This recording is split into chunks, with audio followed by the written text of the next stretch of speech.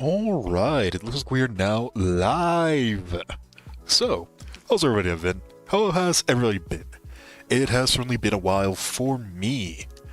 Let me go ahead and let's just get it right into it, shall we? Let's just go ahead and get right into it, shall we? So, today, the Hutao banner has been officially released in the global side of things, in the EN service that they released, and we are going to be rolling, not for Hutao, we're actually going to be rolling for her weapon. The Homa is honestly probably one of the better weapons that are currently available, but pretty much every single other weapon that's on this particular banner is a high impact weapon in one way or another. So, with that in mind, this is probably one of the very, very few times that I can actually recommend somebody trying to go into the weapon banner. Every single weapon here is usable to some form of degree for a wide array of characters. The only exception here is basically the Rain Slasher, which is still not bad. It's just very, very niche, as very few characters can actually use it. Mainly only to look, really. But every other weapon here is absolutely amazing. The two new weapons we have right here, the Wavebreaker's Fin and the bow that I have no idea what it's called, they're probably some of the better weapons in their own category. The bow itself is really, really powerful for a lot of burst characters that want to use their burst as much as possible. Mainly thinking about Sarah, mainly thinking about any other character that would get a benefit from it that we get in the future. We do know that there are some bow characters up there that will probably be released at some point. So it is definitely a weapon to keep in mind for this. And then the other weapons that I would like to take a look into, we have Sacrificial Bow, which is insane. We have the Witsith, which is probably one of the best 4-star book in the entire game. And then we have the Wavebreaker's Fin, which is probably one of the best spears we have gotten, period. This spear is honestly so powerful that at rank 5, it compares itself to the Homa. It basically becomes a 5-star weapon.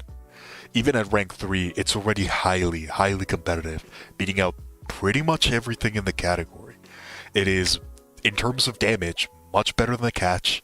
It is much better than the Blackcliff Pole. It is, by far, the best 4-star spear in the game.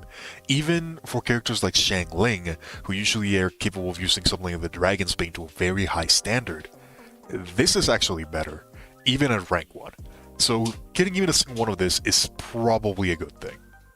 As far as the 5 stars concerned, Homa, it has made its own reputation for probably all the right reasons. It is just a very, very strong spear that can pretty much be used by absolutely anybody.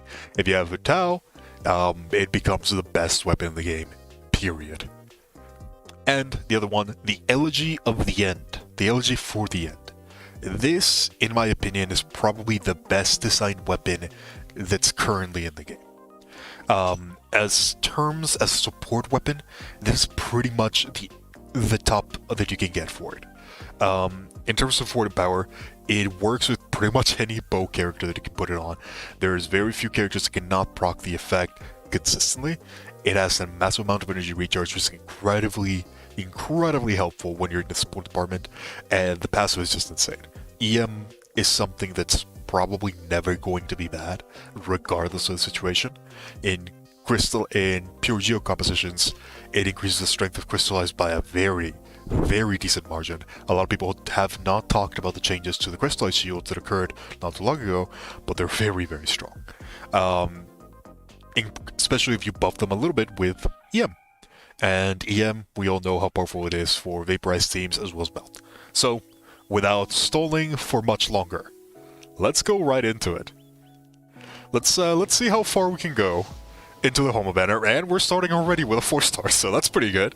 Let's see what we get. The Witsith! Not bad, I'll take it. Witsith is definitely one of those weapons that's really good on its own. It has a very strong passive, and it has critical damage as its substat, which is something that's very rare in weapons. But yeah, we're pretty much just going to be going. We're going to see how far we can go. We don't really have that many wishes, so our chances of getting a Homa in particular are not ideal. But we'll see how far we can go. Who knows, maybe some streamer luck might help a little bit. It does usually suck quite a lot, because getting resources in Genshin is not easy. It takes a very, very long time. And right here, we're going to be using quite a lot of resources. We are using 60 or so, which is more or less the equivalent of like a month and a half, probably a little bit more in all honesty, of just saving up for stuff. Around 2 months if I think about it properly. So far, we have not gotten anything super, super impressive, but that's to be expected. Oh, actually, never mind. 2 4-stars and 8 wishes? That's pretty good. Moon's Moon. Seriously, that's the name. Moon's Moon. Moon's Moon. God, I hate English sometimes. Thank you, Nancy. It's, honestly, I think we've done fairly well already. Getting both the Widsith and the Moon's Moon. Muons? I'm gonna say Muon. It's already going pretty good. I would prefer if we get, one of the spears. Moon's Moon is a cool name, yeah. I will give it to them. I would prefer if we get the spear, in all honesty. I think the spear is probably one of the better ones we can get. If we do end up getting the Homa, then it probably doesn't matter. But we'll have to wait and see. Spear users are personally my favorite type of character type in Genshin. I'm very biased towards the spear. But we'll see how far we can go. As far as like Moon. Yeah, I imagine it's something like that. Moon. Oh well, we got another 4-star. That's what's that? 3 4-stars in a speaking of the devil. Moon's Moon. That's 4 4-stars in, or sorry, 3 4-stars in, how many wishes has it been? 18 wishes? I guess it's fairly average in all honesty. It's French. Interesting.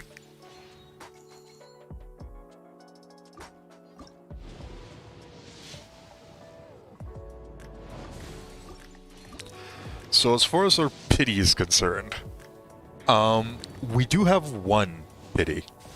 It's probably going to be fairly late, but we do have 1 pity. We'll see how far we can go into it. I think we have a pity, I don't really remember. I hope we have a pity. Okay, we got another 4-star. Yeah, there we go. Wavebreaker's Fin. This is the weapon. If nothing else, just having this one is already very good. If we manage to get a second one, that's probably where the ideal point is. At rank 1, it is very, very strong. It's already stronger than a lot of the other options. At rank 3, though, that's when it really, really shines. Rank 2 is the breaking point where I would say that it actually starts being better than some 5-stars. So if we get it to rank 2, that's definitely where I want it to be, at a bare minimum.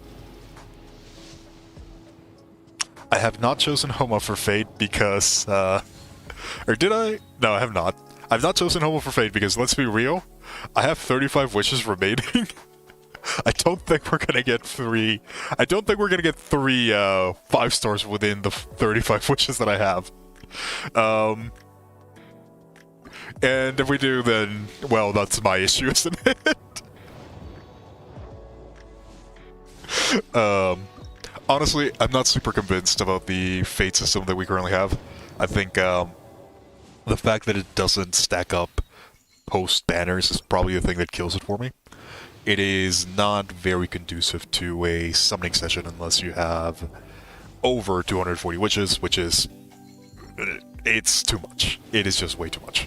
As I mentioned earlier, just getting these amount of wishes as a free-to-play has been quite a struggle.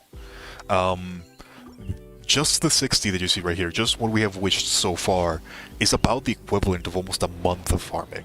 It's a lot of wishes.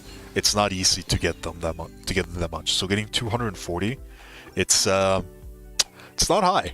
It's not high at all. But we've used 30 wishes so far, and we've gotten 2 Witsits, 2 Wavebreaker Sphin, or sorry, 1 Wavebreaker Spins, and 1 Moonsmith. This is honestly pretty good. A lot of the weapons we've gotten so far have been pretty high impact. I would like to see 1 more of the Spear, and I think that would pretty much seal the deal for a really good summoning session.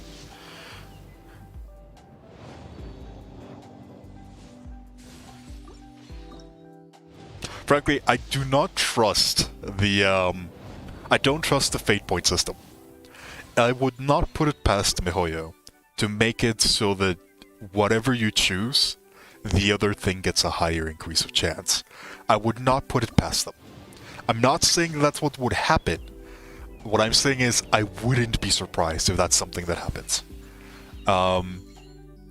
In most cases, since for me, I'm probably never going to get to a point where the epitomized fate system is actually something useful for me. I'm just not gonna put it. Oh! Okay! What do we get? What do we get? Ha! Nice!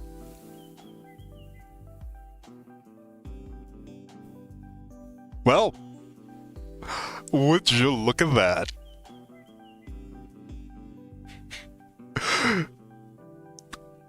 Apologies if I deafened one of you. Congratulations, Pixel. I think the streamer look is definitely coming in for both of us. Staff of Homa. This is one hell of a spear, and it is probably one of the best spears in the game. If you have Hu Tao, this is definitely one of the best weapons that you can possibly get, period. And it is definitely something of a... It is definitely one of the most high-impact weapons that's currently in the game. Now, here's the thing. This is not actually my account. This is OP's account. He wanted me to roll for him, and I'm really happy that we ended up getting the weapon that he wanted for his Hu Tao. Because he does have Hu Tao. I don't have Hu Tao. So far, he has been using the White Tassel. This is the account that we reviewed last time, the one that I mentioned that should try getting Homa, if Homa is available. And would you look at that? Prime, let me go ahead and do the honors. Yeah, that feels pretty good. That feels pretty good.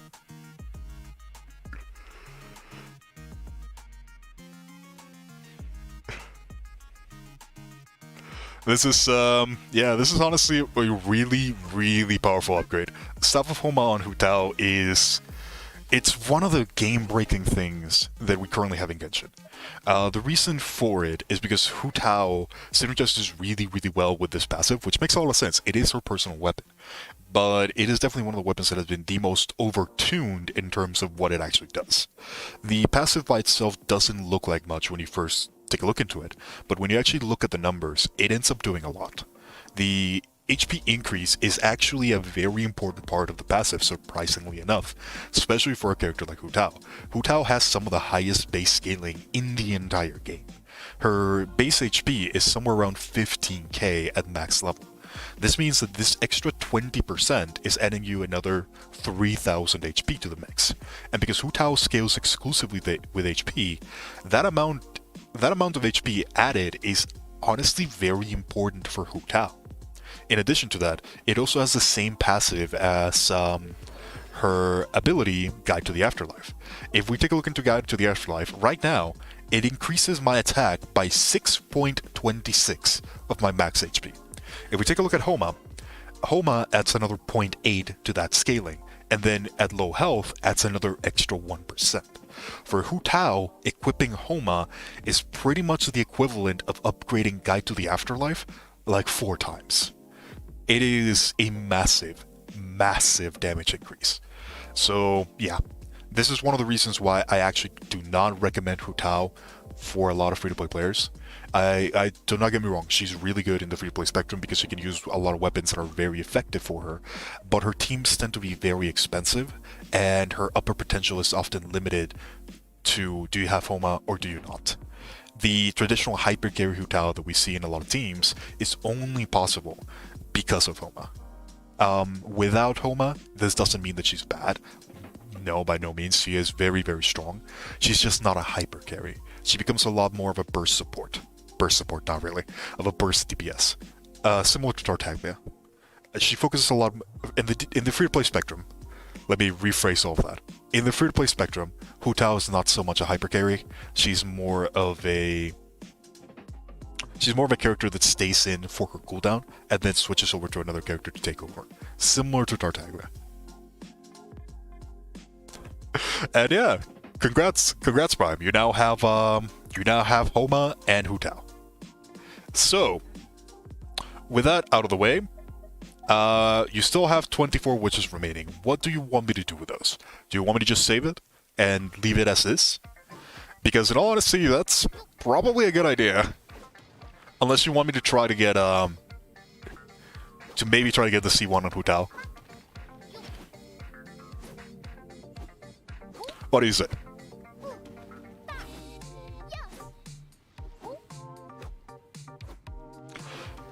Should we keep wishing for Hopia and another Homa? That's not gonna happen, I'm just telling you that right now. Or should we try to get Thoma? Well, realistically, we have to take a look into what we have right now. We have 24 wishes, and this is not a small amount. It is something that you can probably save up for a different character banner. There's quite a couple that are coming out that look very impactful. I'm personally taking a look into Yae. Yae in particular is a character that I've been taking the most interest in as of late. Well, for other people. For me, I wanna get Shenhe. I 100% want to get Shenhe. Shenhe? I have no idea how to pronounce her name. But I want to get her. She also looks like a very strong character, although she's probably going to be very niche. I don't think I'm going to be able to recommend her to a lot of people. There's a lot of characters that are going to be coming up that are likely to be high impact. So saving up might honestly be for the best. Then again, this banner does actually have a lot of very, very strong supports. Things like Sayu, things like Thoma, things like Diona. Sayu by herself is probably just like the best Jean replacement there currently is. You already have Jean, so in that case it doesn't really matter too much for you. Diona, I believe you already have her at C6, don't you? So it might actually not be the best idea to try to roll into this banner. Yeah, you already have your Diona at C6. And you really don't need Sayu because you already have Jean. The only real benefit here would be Thoma, basically. Which, taking a look at your character pool, I mean, you already have Zhongli. Is there really another point in getting Thoma? Thoma really shines in very few particular situations. Usually combining him with characters like Rosaria tends to do really well for him. As well as Xingqiu. These two are kind of like the characters that really like Thoma as a whole. Rosaria is definitely one of the best characters for Thoma at the moment. It's kind of debatable whether there's a good choice here. Do you want to try for C1? Alright, we'll try for C1. Let's go ahead and let's take a look at history really quickly, and we'll see how far we are into the pity. We are not even close. So, yeah, I mean, if we get lucky, we get lucky. Realistically, most of what we get, we can probably get some use out of it. Except Diona, really, because you already have the C6. That's probably the only character that we're avoiding at the moment. But hey, we'll see what we get. We might get another Hu Tao, we might just get a 5-star character. Either way, you're honestly in a really good position. Regardless of what we get with these wishes, because we're so early on in the pity, the end result is going to be beneficial for us. If we end up getting another 5-star character, just like a base standard 5-star character, then that means we have guaranteed pity for a character like Yae, for a character like Shenhe, if you want to go that route. I probably wouldn't recommend it for your team. But yeah, for things like that. If we end up getting Hu Tao, then, I mean, C1 Hu Tao. So we'll see how far we get into this.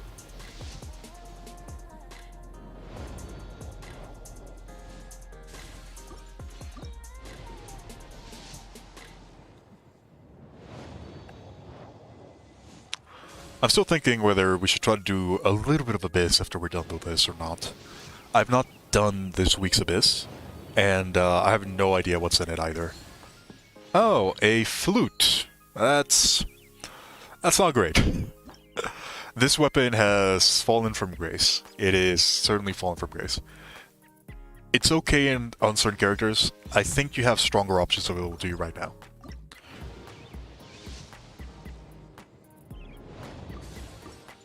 But yeah, free 4-star, we'll take it. I'm pretty sure that we should... Oh, yep, there we go. We got another one. So we're guaranteed... Hey, would you look at that? The man of the hour. This was probably the character that we wanted to pull the most. I've actually not taken a look at his constellations to see what's worth it about it. I've taken a very cursory glance at Homa. He's probably the character that I know the least about at the moment, so let's just take a quick look at it, shall we? When a character protected by Thoma's own blazing barrier, Thoma excluded, is attacked, the cooldown is decreased by 3 seconds. Oh, interesting. That essentially means that this has a 3-second cooldown reduction, so it turns into 18 seconds. That's fairly decent for consistency's sake, but it's nothing ridiculous. Okay, now with that, that's insane. That, at C2, that's 100% uptime. Huh. That's pretty good.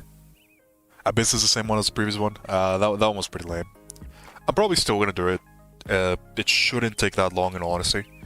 I've pretty much figured out the compositions that we need in order to be able to beat that Abyss in particular. 15 energy, damn. His constellations are pretty good.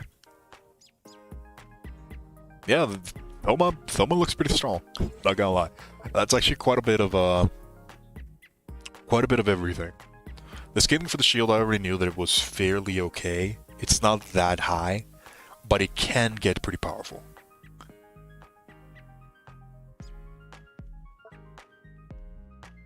The main reason why the shield scaling is as low as it is fairly comparable to Xinyan, and if you're comparing your shield strength to Xinyan, then you're in a bad position. But the thing about Homa is that he can actually stack the shields. He's the first shield stacker that we currently have. So every time that he attacks, he ends up getting another stack of the shield, and he can stack up quite high. So he ends up being a surprisingly good shielder.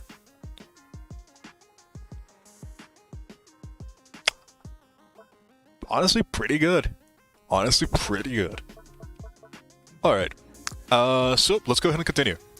We still have another 12 wishes. We might be able to get another Homa. We might be able to get the C1 Hu Tao. I wouldn't put too much stock on the C1 Hu Tao.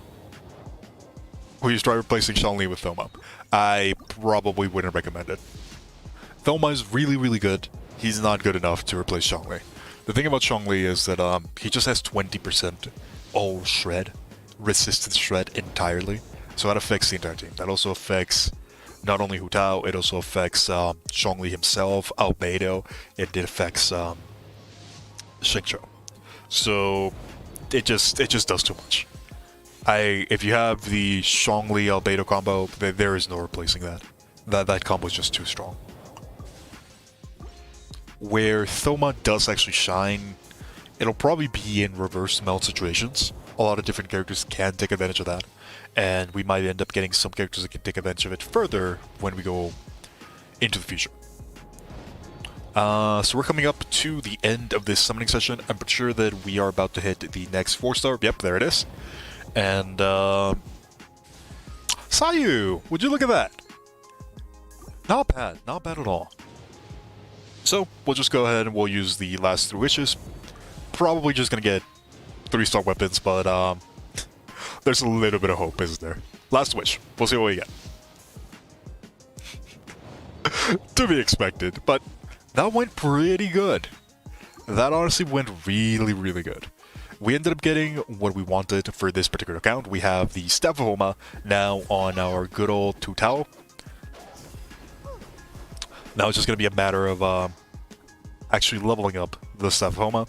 As you can see, the Hu Tao has been increased to 36,000 HP. This is a very, very strong Hu Tao. That is for certain. We took a look at the attributes. Oh my god. Oh, Jesus, that's a lot. So this is currently 185 crit damage. This is with the Staff of Homa at rank 1. At maximum rank, it has like 66 extra crit damage. So, this Utao is gonna be very strong.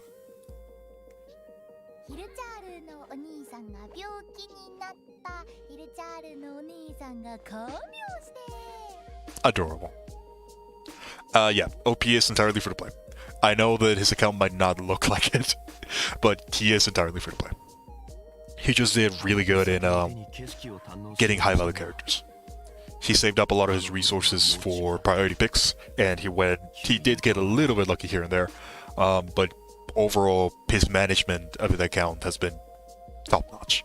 There's probably not a single character here that is leveled in a useless manner, and pretty much everything here has a very, very strong purpose.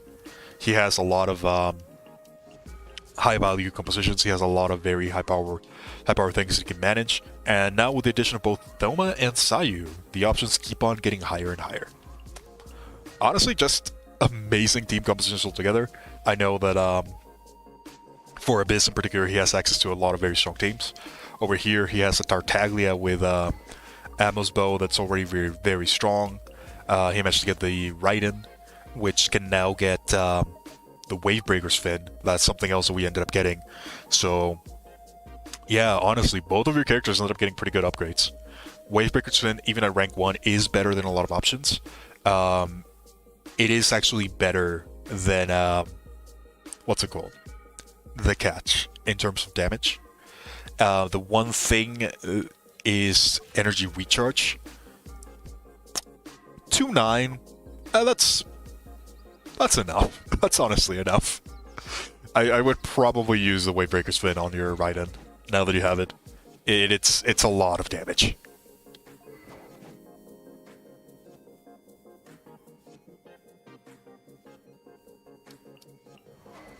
So your Tau is at about 8% crit rate with 218. Yeah, I think Prime's is gonna be just as good. If not, maybe. Nah, probably the crit rate is probably still too low. It's gonna be really good. Don't get me wrong.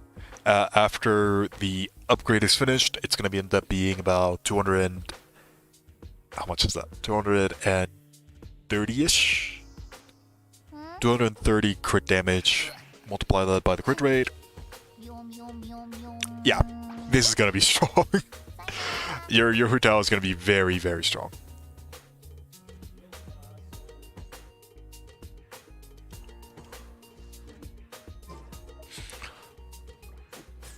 But with that out of the way, I will go ahead and I will log out of Prime's account so that you can do whatever you want, Prime. In the meantime, let's go ahead and let's switch to a transition screen. I will be right back.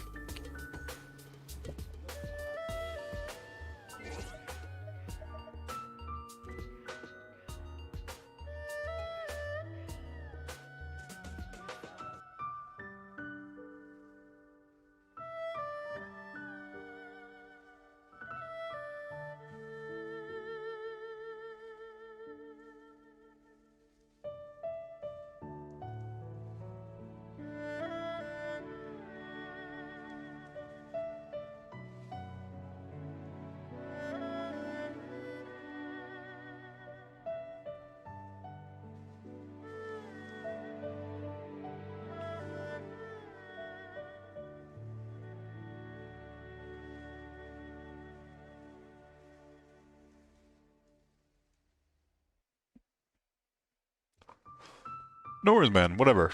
I'm just happy that we ended up getting what you wanted. That's probably the best point.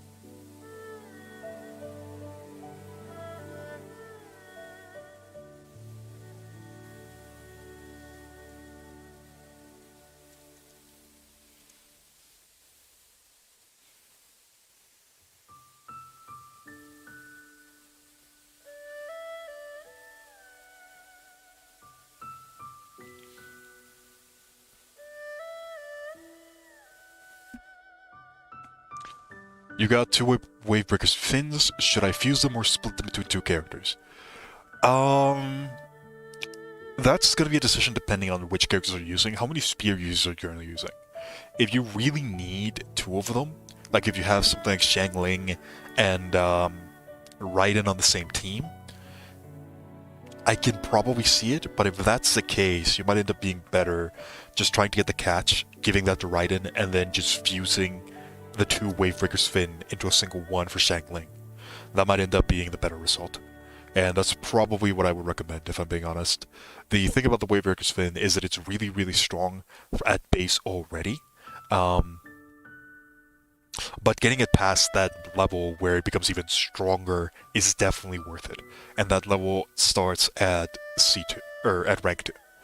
I would probably fuse them if I'm being honest. But with that out of the way, we are now back into my account. You own all spear characters but Thoma. The thing here is how many of them do you actively use in a team at once? Because I'm pretty sure that you have a lot of very strong spears already, and a lot of the spears in the game are very strong. So it's just a matter of how many can you do at once. That's kind of like the point here. If you're going to be upgrading both of them to like level 90, it might honestly just be better to get the Wavebreaker's fin to rank 2, and then just upgrade another one of the options that we have available to 90. That way you also have a little bit more flexibility. Yeah, pretty much. Raiden has those 4 options. The Catch, Homa, Finn, and Scarlet Bride. I have failed to acquire any of those for my Raiden, which is unfortunate. I do not have as many wishes as Prime has, so trying to roll into the Homa banner for myself would probably not be the way to go. Especially because I'm trying to save up for Shenhei. I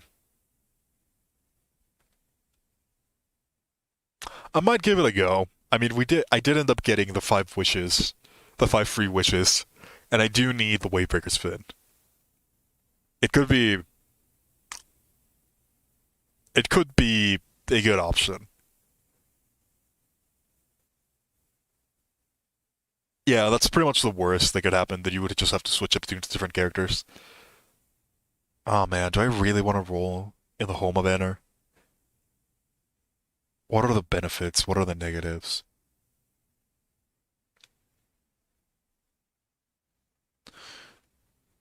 Uh, Honestly, it's probably for the best. Screw it. We're gonna roll. I have like 5 wishes. It's done. It's not gonna matter. I'm just gonna be completely realistic here. Ideally, I want to get the Wavebreaker's fin. That's what I'm looking for right now. I don't care too much about pity. I'm pretty sure that I'm around 40 pity. So the likelihood of me getting the Homa is minimal at best. Elegy is definitely one of the benefits. I think this banner is very, very strong. I just don't have the resources to spend into it. A lot of my resources were used up pretty heavily on the Raiden banner as well as the Kokomi banner. Yes, the Kokomi banner. Oh, damn it. That's probably the worst case scenario. That's fine. We still have like 3 witches remaining. It's whatever. I don't really care enough. Impossible to get Chi-Chi.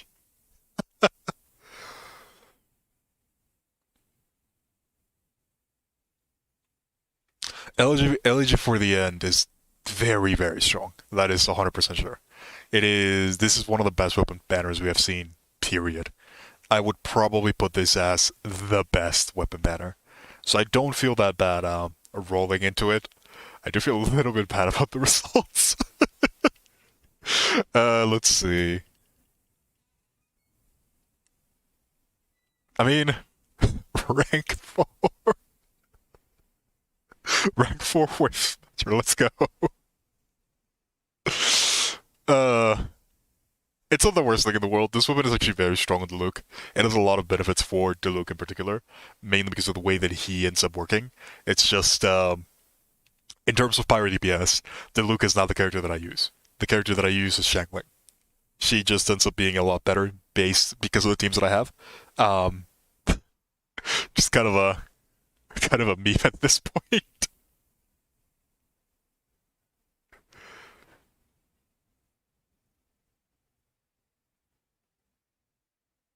Oh yeah, it's better. Zenbot, you're 100% on that one. Look, this is what I would do. If we ever get something that says choose a 5-star weapon out of any weapon in the game, the weapon that I would choose would be Elegy of the End. There is no question about it. I consider Elegy to be the strongest scaling weapon in the game, period. The reason for it is because it's a support weapon that has things that no other weapon in the game can do. A lot of people will say, oh, you can go for Jade Cutter. Oh, you can go for Thoma. Or, for Thoma. For the stuff of Homa. And yes, they are really good weapons on their personal case use. The thing about Elegy that's important for people to understand about it, it is a support weapon that goes on some of the best supports in the game that can be equipped at pretty much any point in time that increases one of the most valuable elements in the game in Elemental Mastery while still giving you an attack bonus because it also has an attack bonus attached to it as well as very beneficial stats and energy recharge. It is probably one of the best bows, period. It is a weapon that, if you can equip it on a bow character that's already on your team, it's just going to increase the power of that team pretty much exponentially. It is the best designed weapon, period. If there was a choice for one 5-star weapon, I would choose Elegy. That is how confident I am in its strength.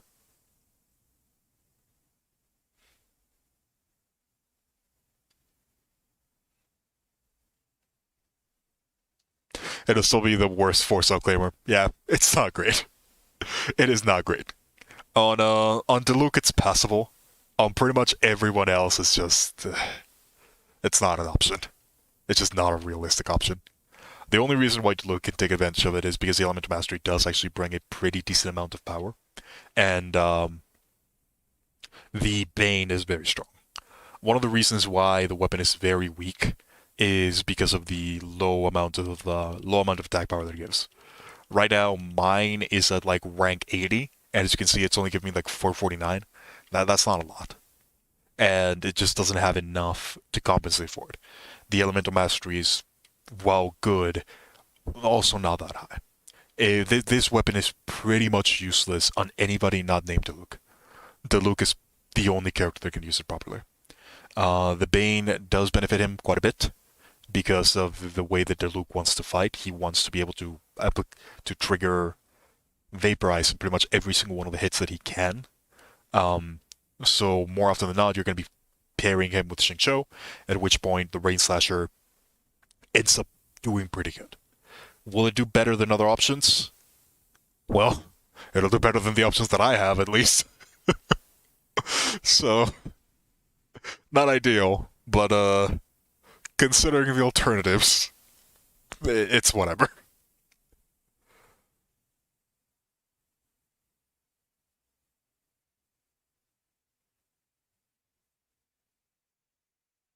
All right. So now that we're done with that, let's go ahead and let's try to do some Abyss, shall we? I don't think we're going to be struggling too much during this Abyss. Abyss has pretty much been a solved component at this point. This particular Abyss, at least for my team. I still consider this Abyss to be the worst in the game. And while I've said that about pretty much every single Abyss, the reason why I say this about this one in particular, um, if it's the same as last time. Oh no, never mind. This is the other one. My bad. Apologies. The previous Abyss was the one that I considered the worst in all time. This one is just whatever.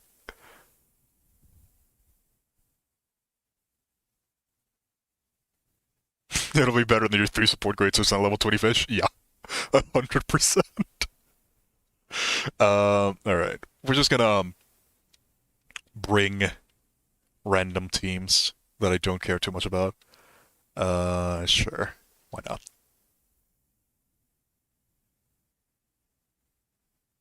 No, no, no. When I mean worst, I mean in worst design. Like absolutely the most atrociously designed abyss. Period. Um, it wasn't a bit the last abyss, the previous one, not this one. Uh, that abyss was designed to be the most frustrating thing in Genshin, and it is, in my opinion, something that if they ever do something similar to that again, it will kill the game. That abyss. Let's think about it this way: the way that abyss was designed, the one that was center for Kokomi, the one that had healing focus, that is the first abyss in the game that does not allow you to complete it without having a specific character. Yes, there have been abysses that have been hard. There have been abysses that have required high amounts of investment. There have been abysses that have been very difficult to accomplish without certain characters. But at the end of the day, you could beat them. You could complete them. There was there was never a point in time where the game told you, if you don't have this character, you cannot advance. The previous Abyss was the first time the game told you that. It specifically told you, if you do not have a healer at level 80 minimum, or with enough investment, you will not beat this Abyss. Because the Abyss itself will kill you. And in my opinion, that is probably one of the worst types of design that you can have in a game where your characters are random. It is true that everybody gets Barbara at the start of the game. It is true that everybody gets Noelle at the start of the game. But if you have a game whose entire focus is allowing you to experiment with different characters, allowing you to form a bond with different characters, and having all of them at one point in time, playing with them constantly. And then in that very same game, you are told that you need a specific character because the meta requires you to have that character, I think you've made a mistake. And that's just the way that I will put it. The way that Genshin works, the way that Genshin is supposed to work as a game, is that you're meant to be able to have different characters and you're meant to be able to have a favorite. That's like the entire point of a lot of these gachas. So yeah, that's why I consider that Abyss to be the worst designed Abyss, period. The difficulty was probably not that high for a lot of people. I will say that much. A lot of people who already had healers invested into it, they didn't even bother with that Abyss, and floor 12 was relatively simplistic in comparison to other ones. So that Abyss was not hard. It was the worst designed one, though. I think it's the first time that I have been told that if I don't follow what the designers want me to follow, they won't allow me to beat it. And it honestly feels really, really bad. I hope they never do anything similar to that again. The closest to that was probably the lectors.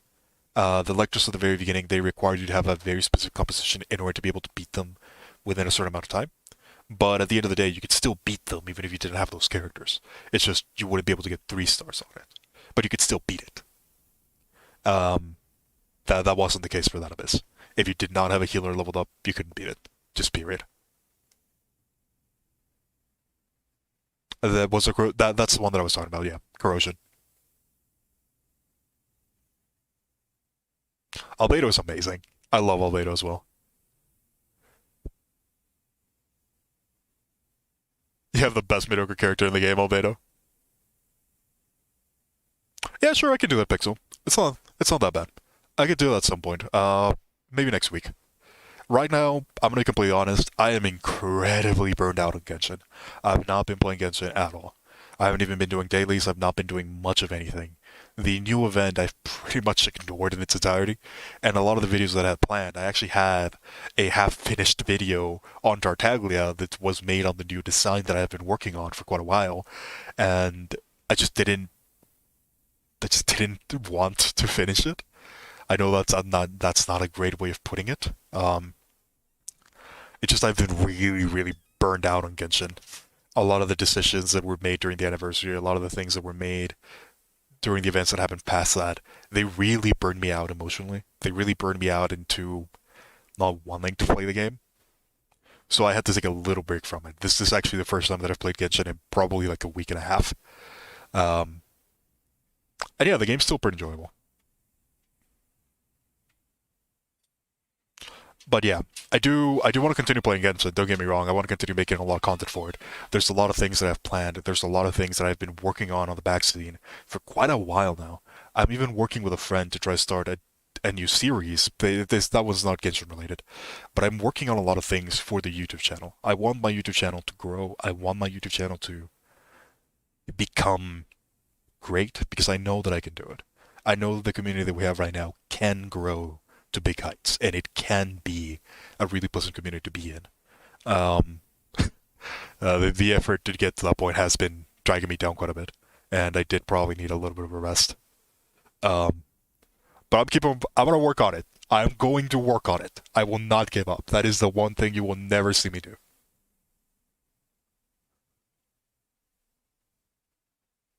We can probably do a little bit of the event if we have enough time.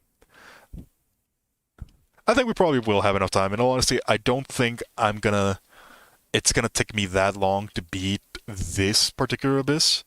I've pretty much already figured out all the things that I need to do in order to get a decent time on it. You're still alive, really? There we go.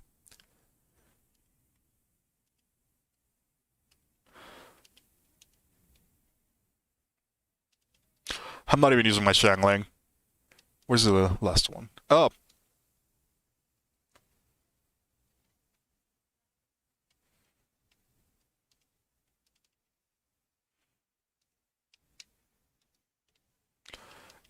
there we go. Just gonna wait for you to. There we go.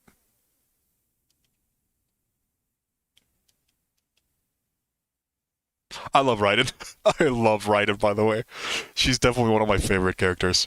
What team did I bring for the second one? Oh yeah, this is, by the way, probably my strongest team, and it is very unassuming, but it is definitely my strongest team. Believe it or not. Um, it just has so much off-field damage that it doesn't even matter what I do.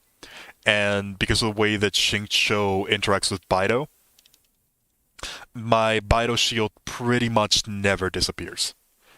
This is a very unassuming team that's incredibly powerful in pretty much every single regard.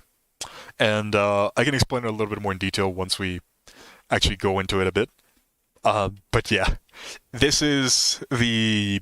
Oh god, what did I call it? I think I called it Tempest. But in reality, it's just the screw everything. I have Sucrose team. There's a reason why I consider Sucrose to be the strongest Anemo character, period, and that team is partially one of the reasons. That sucks. I didn't get this slash in time. We'll just do this.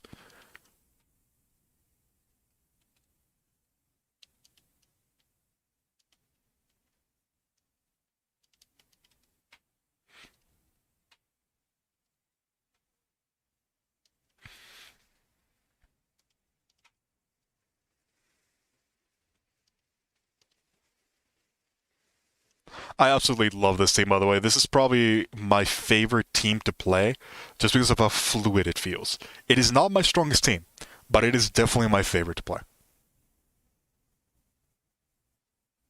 I don't know how I feel about Thoma. His search attack moves so much slower than other polearm characters. I've not actually tested out Thoma that much, if I'm being honest. I mainly looked at him for his abilities, because I never intended to use him as a physical character. I should probably take a look into that at some point.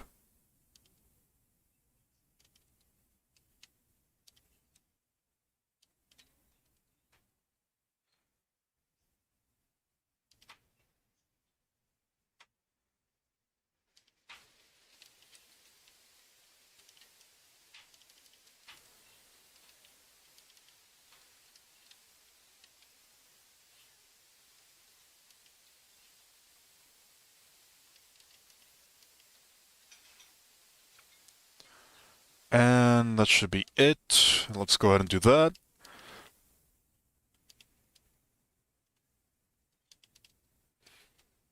I'll just charge up my energy for the next one. I did not at all like the Labyrinth Warriors event.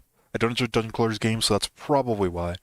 I have played the new one for a little bit, and I do say it has potential. Like it has a lot of potential. As you mentioned, it's probably not for everybody. There's a very specific crowd that it will attract the most. But for a game like Genshin, having roguelike elements attached to it in a endgame scenario is probably one of the best things that you can do for sustainability. So I would not mind if it becomes like a permanent thing. I would probably prefer it if it became a permanent edition, in all honesty. Something to do other than Abyss.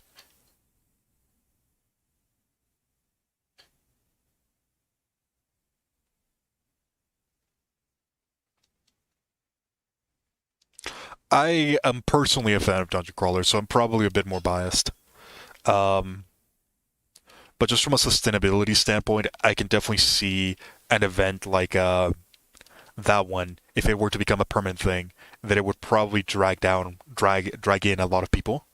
Just because of how different it feels from what Genshin is used to. In Genshin, we're pretty much used to this, like very systematic, very number based end games activities basically. We're not really used to having to adapt to a lot of sustainability.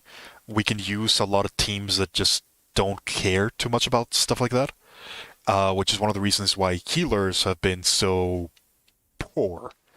There really is not a lot of places where healers shine. You only really need a very small amount of healing. Like, we in my other team, another team that I'm using, which is the team that I personally like, this Sucrose team. I don't have a healer, or do I? My healer is Xingqiu, and he's very specifically built so that he has just enough healing to where I never have to worry about it. Genshin is a game where you do need healing, but that healing has to be doesn't have to be the best, which is one of the reasons why characters like Xingqiu, which is one of the reasons why characters like Bennett shine so well in this game. Even though their healing is technically lower than what a character like Akomi can accomplish, the game just doesn't need that much healing. So they end up looking better because they can do other things other than just healing. Pure healing characters are seen so poorly because that's all they do. They have nothing else other than that healing aspect. And when the healing aspect itself is not that valuable, you end up losing quite a lot of those characters. It's one of the reasons why I would like to see a Chi buff or an artifact set that gives healing a reason to exist, basically. I should probably also pay attention because this one is actually really annoying. Yeah, the healing just has to exist. The amount is irrelevant.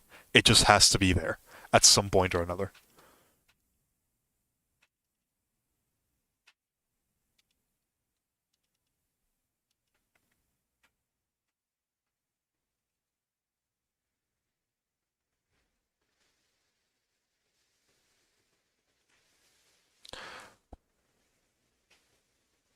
It felt like a chore. I only got the XP mats, more crown, and Primos and stopped.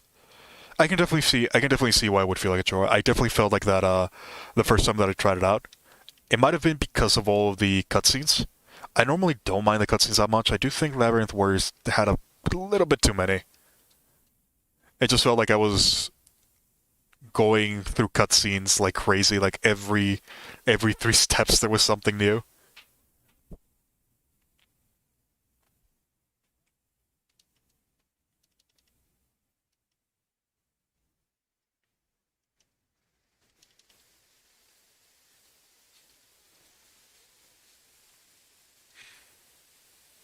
All right, there we go. Munch's event. Munch's was so fun. Yeah,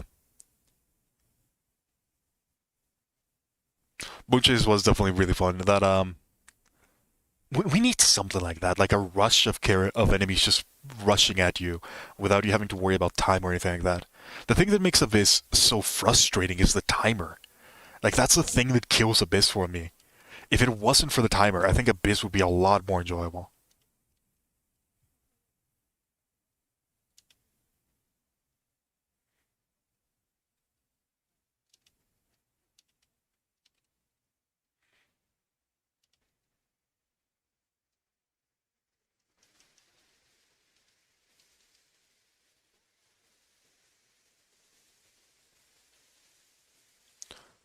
I would have liked it better if it was shorter. You had to do like 10 things before you had to fight the boss. Yeah, yeah.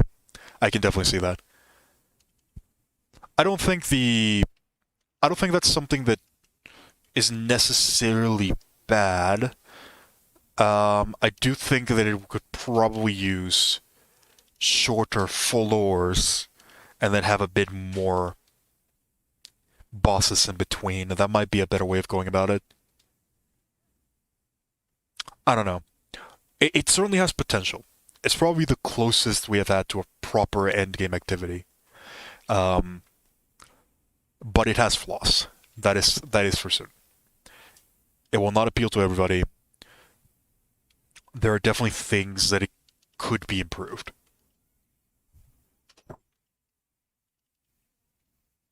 Most of your characters are only partially built. If you want, I can help you a little bit with that. If you have a wide array of characters, there's definitely a lot of combos that you can do.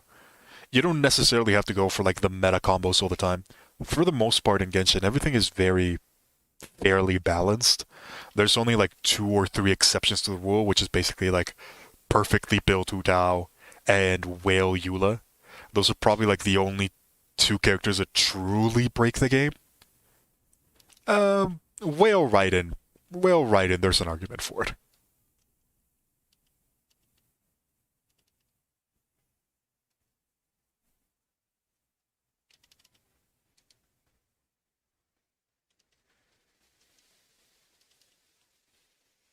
A good thing about Genshin is that you really don't need to have a lot of strong artifacts as well. Labyrinth Warriors. Lovely.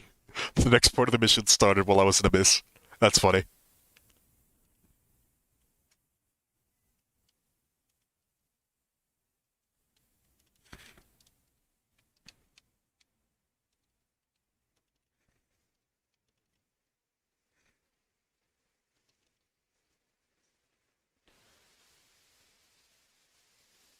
Perfectly chilled. Um, I'm not super sure if that would truly be considered game breaking. When I mean game breaking, I mean like the damage is so high that yeah, I guess actually now that I think about it, a perfectly built child would have the exact same well no, it would still be lower. The thing about perfectly built child and why I don't think it breaks the game is because it requires a lot more investment than what the other two can accomplish. Like when I mean Whale Eula is C6 Eula with her weapon. That's all that she requires. At which point you could just use like Lisa and you're good. Um, Whale Hutao is a bit more involved because she needs Xingqiu, but at the end of the day, she only needs Xingqiu.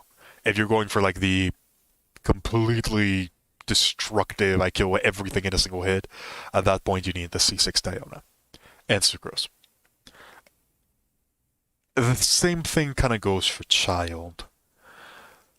Um, I guess he does actually fit into that category of game breaking because of how high his scaling is. The thing about that is that it's not Child the one that's game breaking, it's Sucrose the one that's game breaking. Child just happens to have a vaporizable high damage burst. That's like the only thing that Child does in that composition. And yeah, I don't know if I can consider Child to be the game breaking one. I can consider Eula to be the game breaking one because her scaling goes above like 5,000% when at max power. I can consider Hu Tao to be the game breaking one because she has an ability that gives her a 100% crit rate increase, with a burst that can be melted. I don't know if I can consider Tartaglia to be game breaking because Tartaglia, the only thing that he has is that he has a high number on his hydro power, on his hydro ability. That's what he does that's game breaking, and that's not even that game breaking. That's something that we can expect will happen again in the future. In fact, that's something we can expect will happen again in the future in a better incarnation. So no, I don't think Tartaglia is the broken one. I would say that Sucrose and Bennett are the ones that are doing most of the heavy lifting. Isn't Kazuha a complete upgrade from Sucrose though? Depends. It depends very heavily. If we take a look at if we take a look at the two characters, I consider Sucrose to be the better Kazuha because Sucrose already has everything that Kazuha does in a more flexible role. However, Kazuha has the bigger numbers. So that's kind of the debate that's going around here. Sucrose is significantly cheaper. Sucrose is a character that will do pretty much everything that you need her to do, everything that Kazuha can do, in an equivalent manner. Kazuha will increase the damage slightly more though, but that's only when you take constellations into account. The constellations for Kazuha. Sucrose by herself, she already has like the pure Anemo build, meaning that whenever you switch her in, you can already swirl and trigger Venereer pretty much instantly. In my opinion, Sucrose is the best Venereer trigger in the game because her switch-ins can be so quick, and they can also be very impactful. She takes very few seconds of time when you actually want to use her that way, and she can also be a DPS. She is the most flexible Anemo unit with the most benefits that will be instantly and readily available. At C6, she has that 20% elemental damage bonus. She can equip Tales of the Dragon Slayer. She can equip Hakushin Ring. She can equip Prototype Amber if you're really that desperate. She just has a lot of things that make her insane, especially with how high her EM buff can scale. Like just in base, it's already 50, and with Molly's Favonius, that can increase even further. 20% of Sucrose Elemental Mastery. If you get her to like an insane point, you can really take advantage of that. My Sucrose is not that build, but even at this point, she's already pretty much the same as a C2 Kazuha. Kazuha will be better when you get his constellations, but he's a 5-star. They're difficult to get. Sucrose is a lot easier, and she's just more flexible. That's why I consider Sucrose to be better than Kazuha in most cases. The only time when she's not is when you take the more expensive things into account, which I will never have, so I just don't take. Don't take it for granted. I'm never gonna get like the 5-star, whatever it's called, oh god, I don't even remember the name. The 5-star sword that basically gives another Sucrose passive. It's when you take the expensive things into account that Kazuha looks better. But in reality, I just don't see it. Sucrose is so much cheaper. Sucrose is Kazuha at C6 is an insane and god support, yeah. If we take a look into Kazuha, at Constellation 2, 200 Elemental Mastery when you're within his burst. Really good, really good. Has the same annoying factors that Sucrose does, where elemental reactions become a bit awkward, but still doable. It's not the end of the world. And then we have Crimson Momiji. This is the important one. After using an attack, he gets a Nemo infusion, and every single point of elemental mastery increases damage. So at this point, he becomes a pretty strong character. Not because of anything, not because of the infusion itself, but because he becomes Sucrose. He can now activate Swirl at any point in time, which is something that Sucrose does at base. That's the funny thing about Kazuha. He needs C6 to become Sucrose. That's C0. Oh god. The reason why Kazuha is strong is because he has that 200 Elemental Mastery. In addition to, which one is it? This one, Poetics of Ubutu. When you're at 1,000 Elemental Mastery, you get 40% extra damage bonuses. That's what we're contending with. Kazuha gives 40% at max, or at a reasonable max. 40% elemental damage bonus, 40% resistance shred, and 200 elemental mastery. That's what Kazuha does.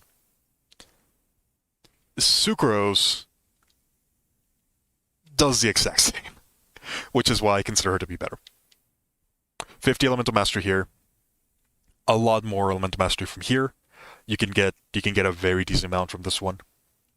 In addition to that, 20% elemental damage bonus here, 40% from 40% resistance shred from Venereer, in addition to being able to spam her ability constantly, which does a significant amount of damage. A lot of CC. She can equip the Tales of Dragon Slayer for extra damage. She can equip the Mapam, the not the Mapam there, the Sacrificial Fragments for extra spam and extra CC. She can become a healer if you want to use the Prototype Amber, which also gives energy recharge. Um, it's difficult for me to say that Sucrose is bad, because in almost every scenario, she does more than everybody else. She can give EM, attack, elemental damage bonus, resistance shred, healing, energy, CC, everything that you could possibly want, Sucrose can give.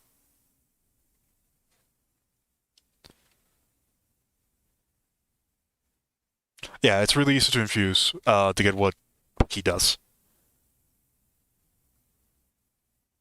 Kazuha does have better 4-star best in slots than Sucrose though, since Kazuha can use Siren Sting. Yeah, that is true. That is true. It is slightly easier to gear up Kazuha. It's just if you're asking me which one would you use if you're a free-to-play character, if you're a free-to-play player, I would probably recommend Sucrose over Kazuha, just because it'll be the better investment in the long run. Kazuha, he's really strong, but he does need that C2. He really does need that C2. And the investment into elemental mastery also has to be pretty heavy. It's this weird thing where when you get the perfect build, he will be very, very strong. But it is so difficult to get his perfect build.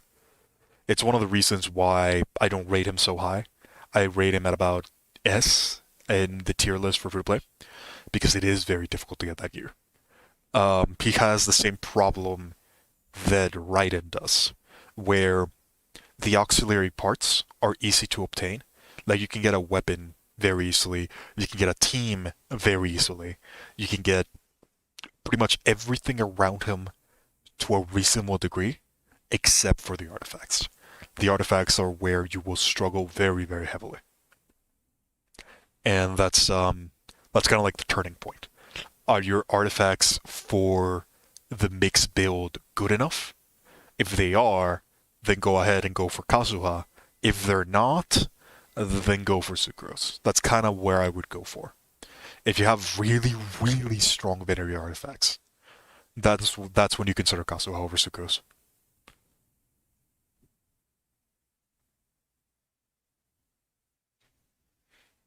At the end of the day, the difference between the two is honestly so little that you can probably just go with whichever one you want more. Whichever one you want to use the more. I would probably still go for Sucrose, because I feel like she's more impactful. But that's just personal opinion.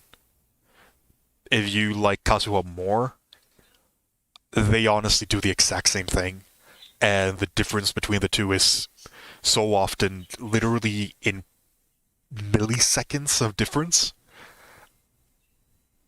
It's whatever. Use whichever one you have access to, whichever one you want to use the most. In some cases, you might even use both.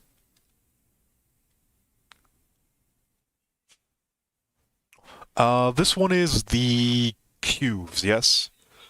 So I actually have to pay attention here. Veneria is the most annoying dungeon to grind artifacts for. What is the Veneria dungeon again? That's the one with the witch, right? The witch and the Fatui agent. Yeah, that one is really annoying. If I didn't have if I don't have Sucrose or Venti already, that one was very, very annoying. Sucrose makes it very easy. So does Venti, but fuck Venti. I hate Venti. Funny enough, I think I might actually have to use him on this one. The God, what was it again? Hydrohypostasis and pyrohypostasis. So we're gonna need our Ayaka team.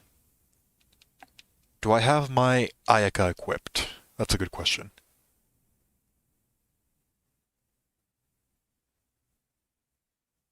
Yeah, most anime characters want exactly elemental mastery, and nothing else. You can do some of them also need crit rate, like Kazuha. Kazuha does rely a little bit on his abilities. He's not only his swirl rate is very very low. Kazuha does not have a high swirl rate, which makes Element Mastery kind of an awkward build with him. The only time when he does have a high swirl rate is when he gets that infusion. That's when he that's when he truly becomes strong as a DPS character. That's when he can do what I'm using my supers for right now. Where is... Okay, so you are build, yes? I really need to get better artifacts for you.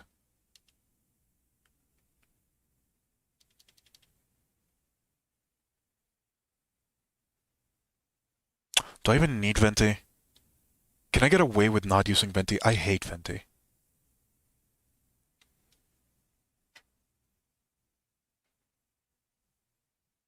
Probably not. Alright, we'll use Venti.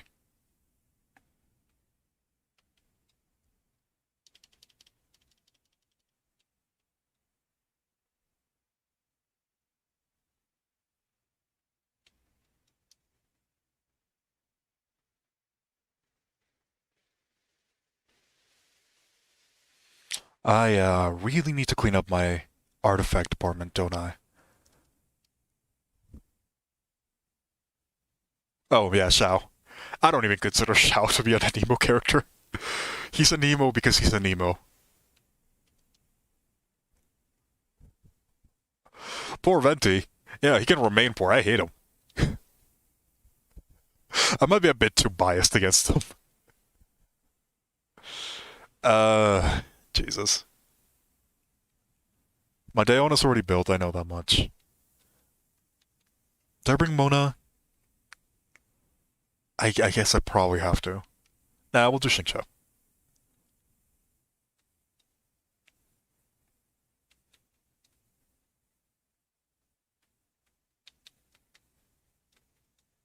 Alright, this should be good enough.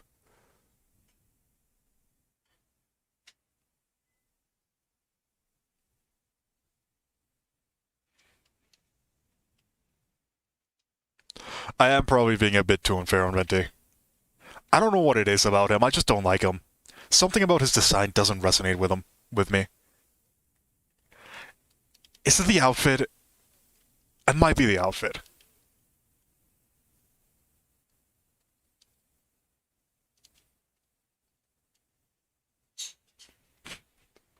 I don't know, maybe it's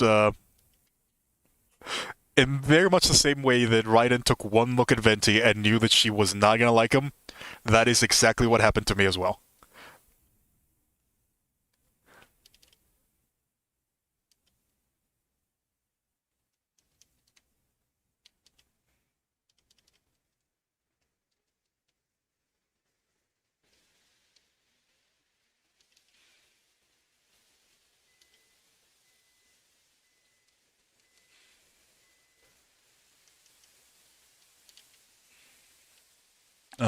Where are we going? Over here.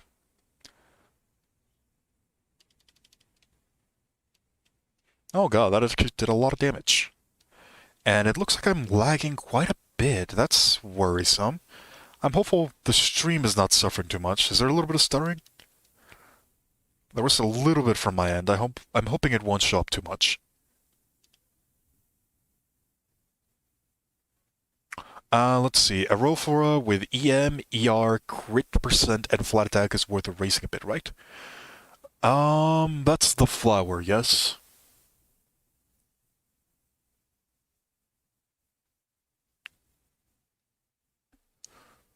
I would probably try to get crit damage. Then again, that's not that bad of a stat. It's probably one of those that if it rolls enough into crit rate, it's probably worth the use. But I would definitely try to get something a little bit better. For it's the best way that I could put it is that piece of gear is what we call transitioning equipment. Equipment that you know you're going to replace in the future, but that has enough stats that it will allow you to... Oh, Jesus, that did a lot of damage. Why did that do so much? It's probably worth the race. Just keep in mind that you will want to replace it at some point.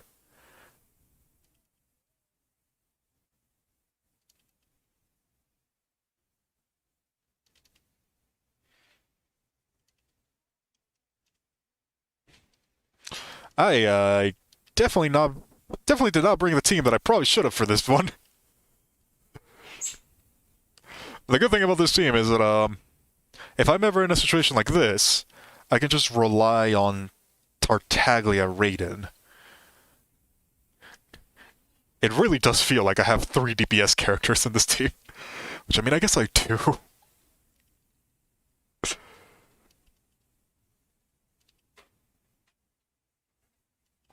Oh, you're not getting it. You're not getting away. Screw you.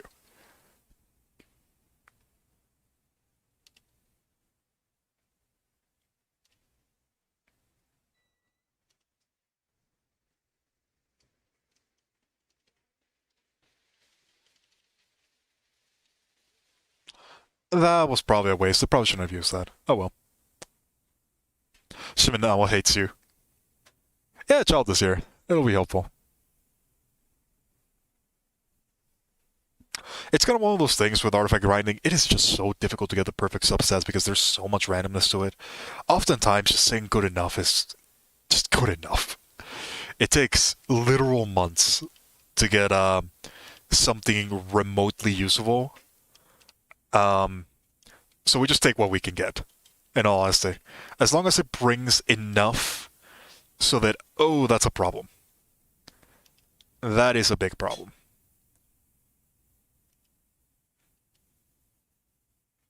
How do we kill this thing?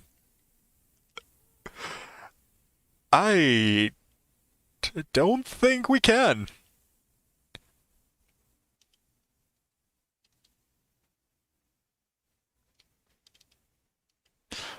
Are we just gonna have to brute force with Ayaka? If it works, it works.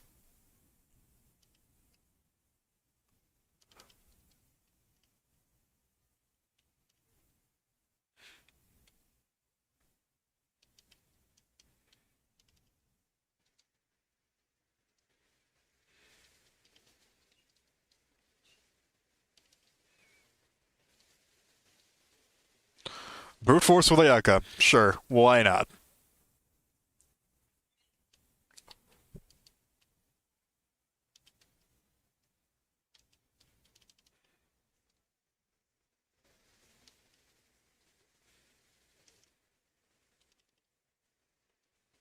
Bennett is just a DPS that's forced to, yeah, pretty much. I used DPS Bennett for the longest time. He he's very, very strong in the DPS role. A lot of people don't realize just how much power he can actually do with his 2-second elemental skill. He's probably the only elemental skill DPS that we have in game. He can do a lot. He can do a lot. Um, it's just that oftentimes there are some characters that can do slightly more. Um, so we tend to use those characters instead. But my Bennett, when I built him for the DPS variant, he actually does like 30,000 every 2 seconds, which is not that bad. That's actually very similar to my Shangling. The only reason why I'm using Shangling over Bennett for that role is because I can stack more things with Shangling this way. Because when I'm using Shangling, I can stack like this. I can stack. I'm stacking the damage of Shangling, I'm stacking the damage of Raiden, and I'm stacking the damage of Tartaglia. So that's why it ends up being better.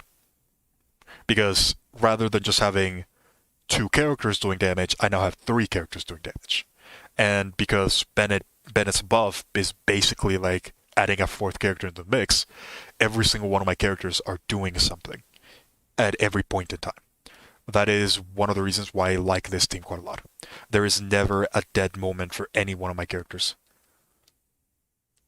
They're always active, they're always useful. Give me that heal.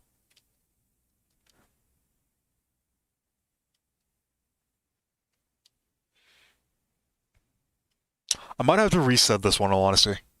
I think I missed a very important damage. Yeah, I might have to reset this one. We'll have to wait and see.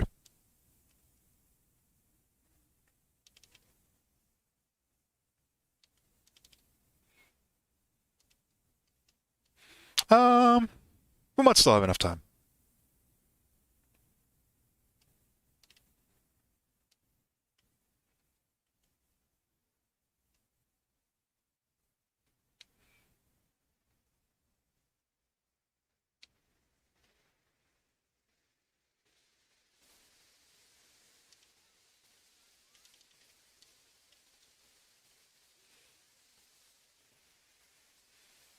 Yeah, this was gonna be difficult. I don't know if I'm gonna have enough time.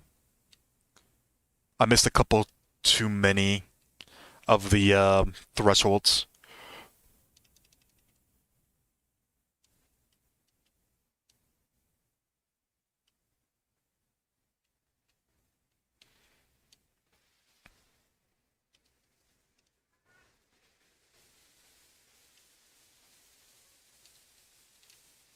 Yeah, Ben is just strong in general. He, much like Sucrose, he does everything that you want him to do. He increases the attack power of the team, he has healing, he has very strong damage on himself, and he can equip a lot of different items that also boost the team quite significantly.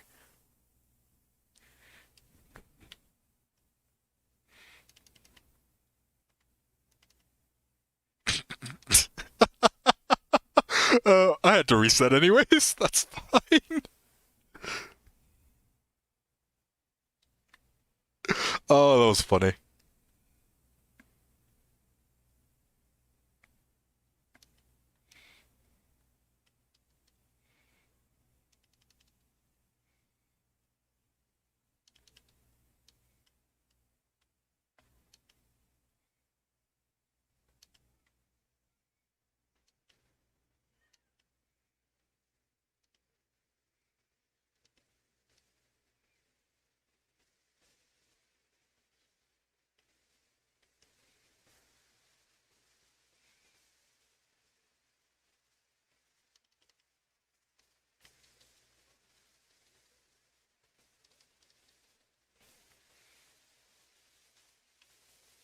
Alright, next one should be enough to kill.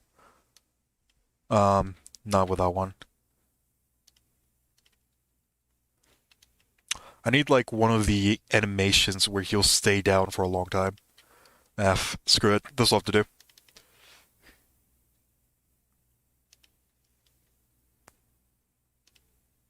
Not enough, just barely missed the threshold.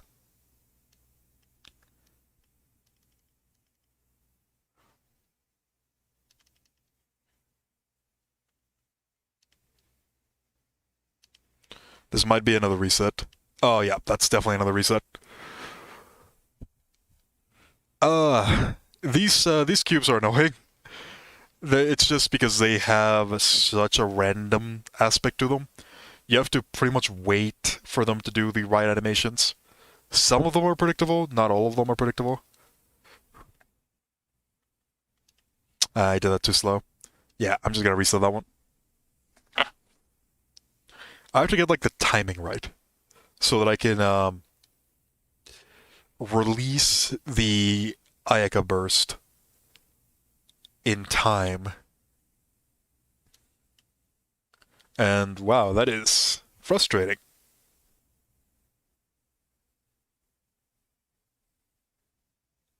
Xingqiu as the main DPS. A lot of people can do that. Yeah. It's just Xingqiu's so powerful himself. If you can trigger his burst for the full duration, there's no reason not to. And using him as the main DPS is. I have to reset again. Oh my god.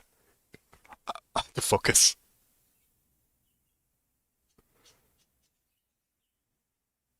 It is a free kill with Vaporize. Yeah, I can see it.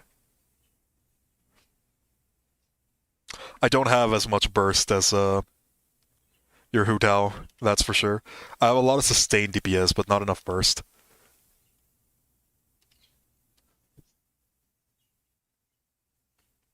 I think my best burst character is my Ning Wong, and she's only at about like 130k. I need a little bit more damage.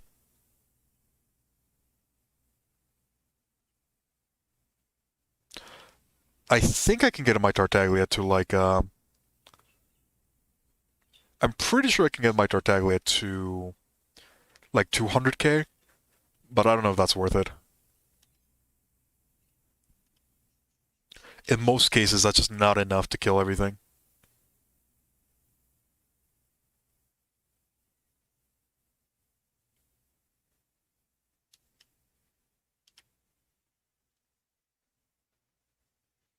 Did the boss seriously just freeze? That's annoying. That is really annoying.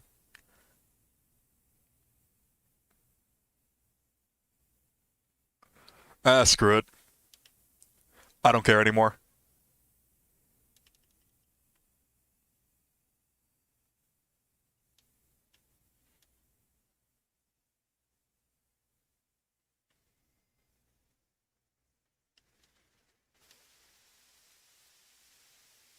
We'll just have to hope and pray that Tartaglia can kill the other one.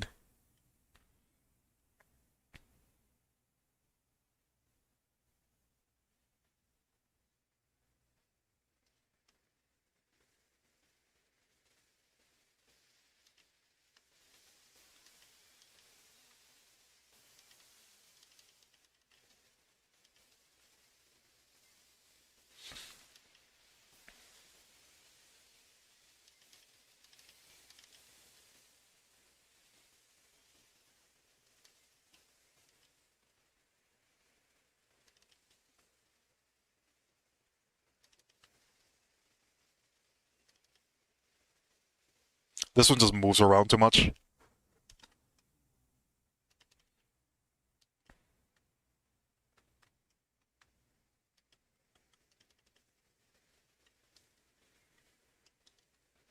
That did nothing.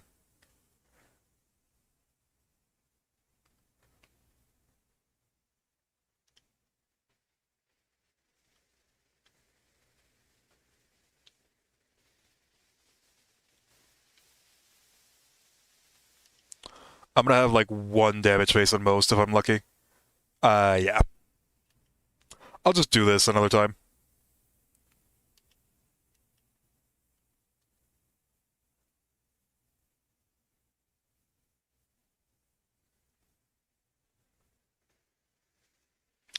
I'll just come back and do this again at a later point. I can definitely do it. It's just probably need a bit more damage than the first one. I'll figure that out later. So this is the 13th floor of this. What are we gonna do for this one?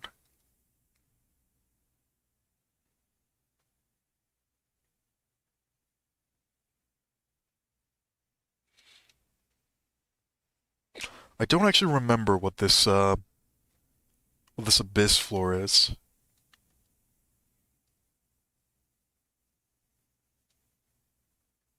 There's a Magukenki, that's already annoying.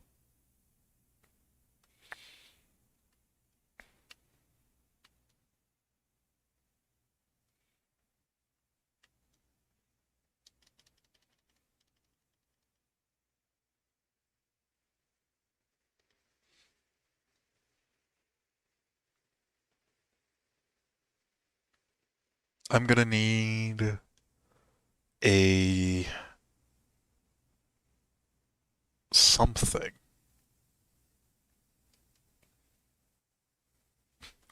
Oh, Jesus.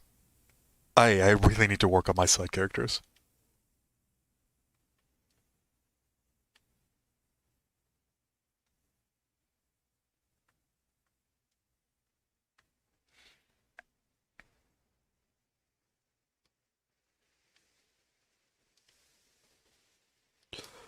That should be enough.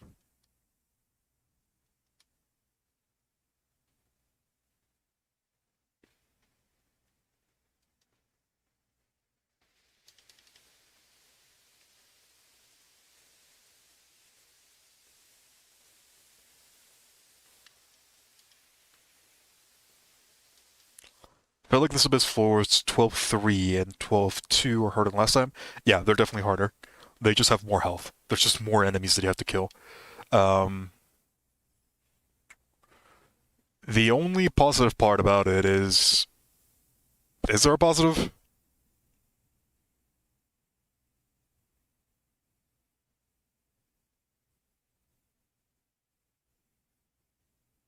I guess we could take advantage of that. Kinda. Yeah, that's just gonna be frustrating. uh, I'm not gonna worry too much about getting 36 stars in all honesty. I'm probably just gonna run it, see how well we can do. If we get close, I might try it, but I'm probably just gonna go with a very laissez-faire approach.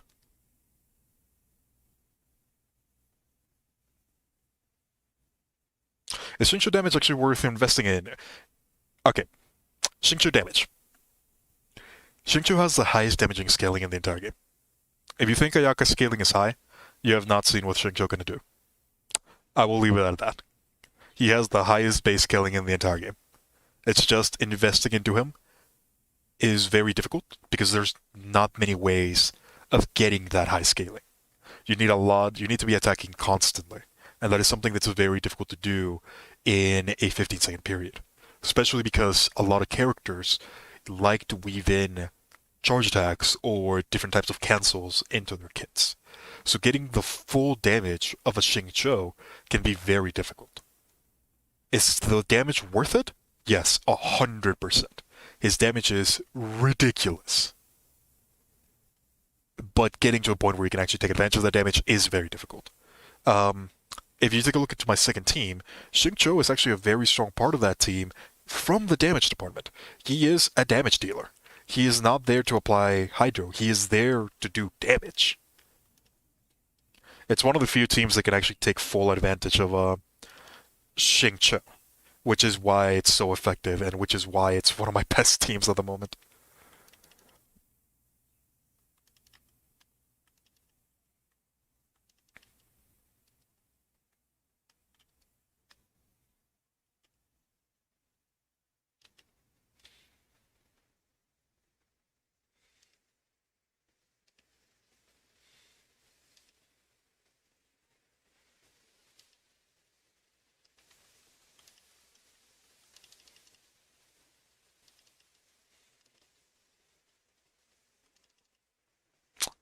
What?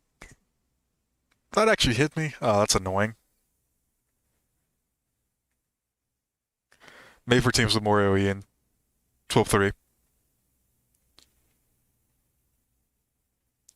12-3 definitely will require a little bit more AoE. The most frustrating part about this particular abyss is just how random it is. Like there's very little control that you have over much of anything, so it ends up being very random.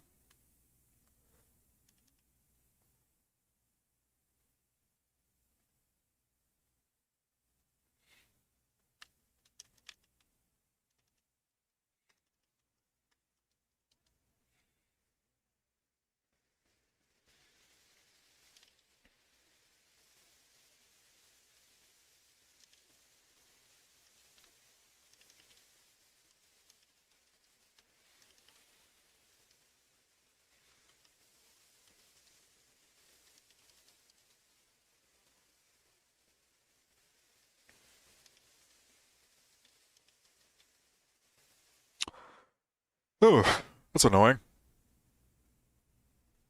Millennial Bow, Millennial Movement Bow, and Catalyst. I think the Catalyst will be pretty good. The Catalyst would be really, really good.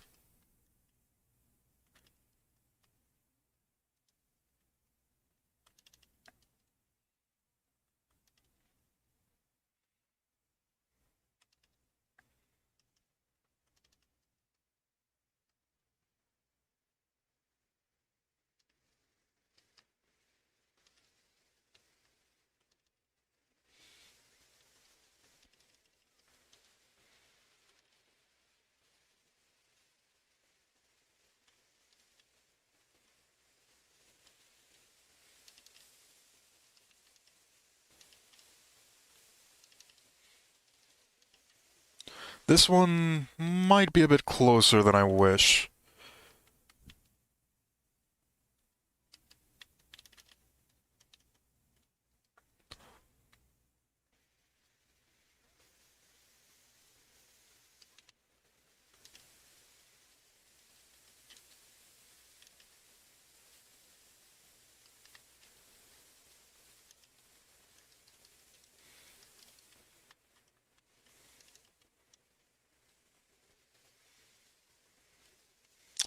Never mind, I worried about nothing. I sometimes forget just how much damage this team can actually do. There's just so much RNG in this abyss, it's annoying. It's not enough for me to say it's frustrating. Every single abyss is frustrating. Ever since, I don't know, probably like the first abyss that we have had, I don't think I can say there has been a single good abyss.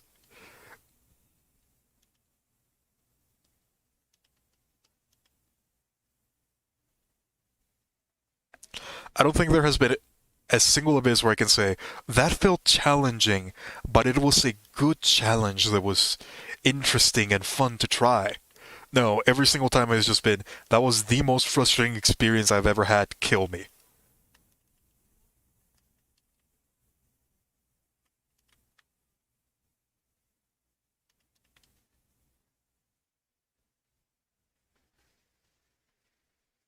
I wasted so much damage there. Yeah, I didn't realize he was gonna go into his immunity phase that quickly. You know what? I'm just gonna reset. I lost like what was that? Almost 300k damage because of that immunity. Yeah, the Whooper Flowers at the beginning. Ah, Jesus Christ. Abyss just needs a complete rework.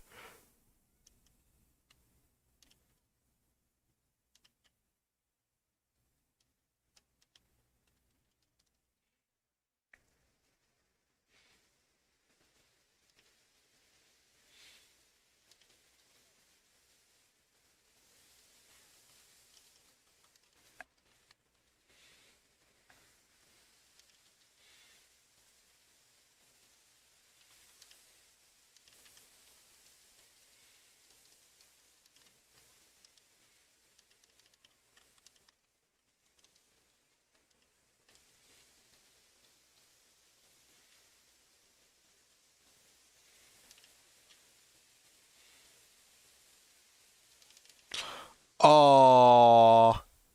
Aww. I'm sad. I was doing so good. Oh well. Yeah, the Pirate Dot effect. And only Barbara could clear it. And Jean, that's right.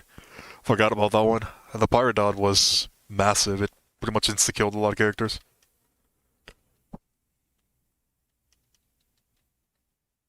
Abyss has never been fun, has it? The worst part about it is it has never been challenging. It has always been frustrating.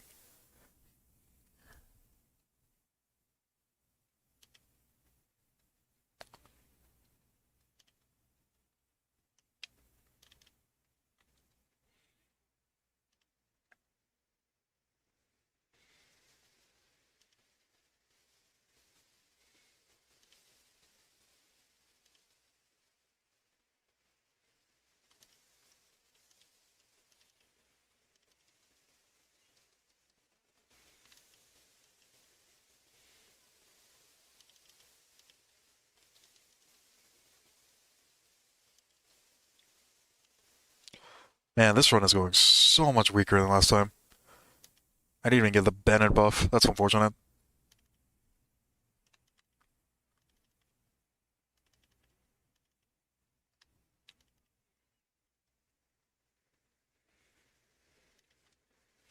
I'm just getting unlucky with the with the attacks that he's doing.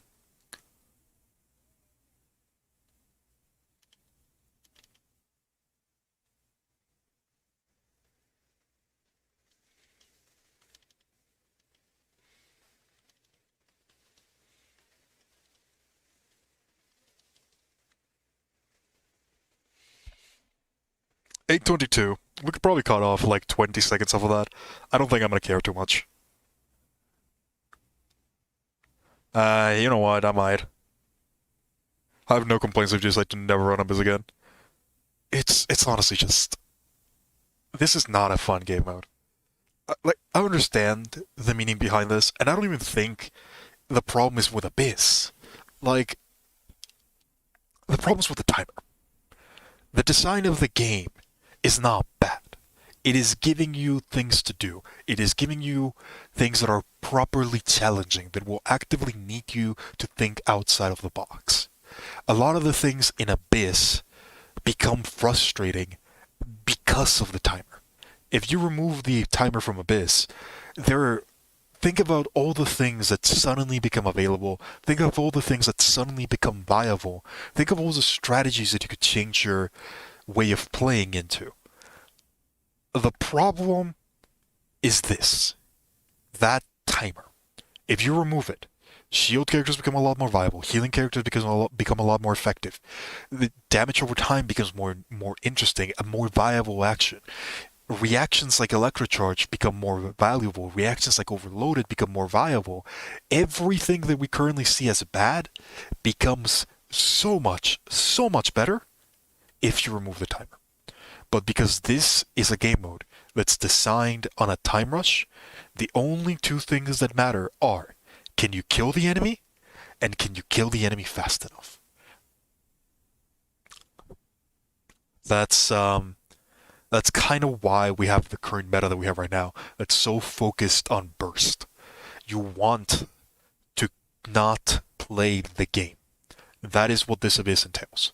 Because let's think about it for a second. If you do not kill every enemy that appears as soon as it spawns, that means you have to deal with their mechanics. If you do not kill the witches as soon as they spawn, or you don't pretty much CC lock them to death, they're going to start teleporting. If you're fighting the ice one, they're going to start shielding infinitely. If you're fighting the electro one, they might also shield infinitely. There's so many mechanics that are designed to waste time. And that's the problem. That this is a time rush. And you're actively designing for time wasters. Which means that the only way for a player to respond to that is to be able to remove the time wasters before they waste your time. So, do you have the DPS to insta kill them? Do you have the CC to make it so they never act? If those are not a yes, you are never going to get 36 stars. And that's what makes Abyss so frustrating.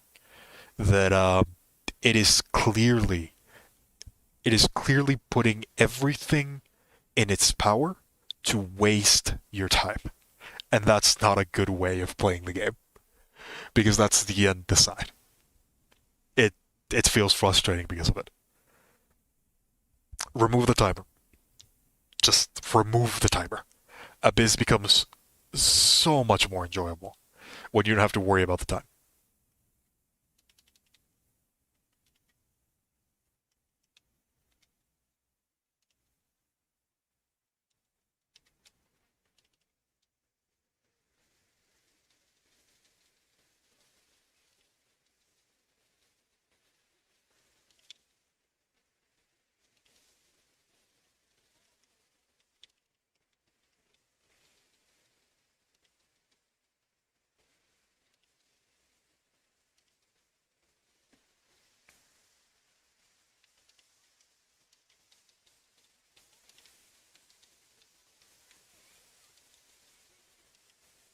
Really? That's frustrating.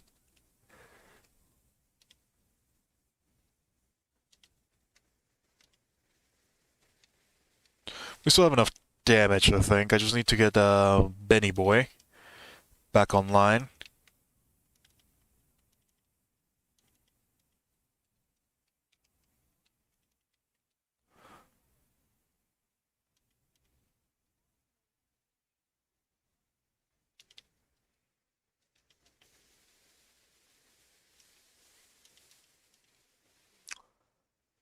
What? Uh, well, that sucks. That really sucks. Oh, man. That, probably was like a fraction of a second of lag. Just instantly killed me. That sucks.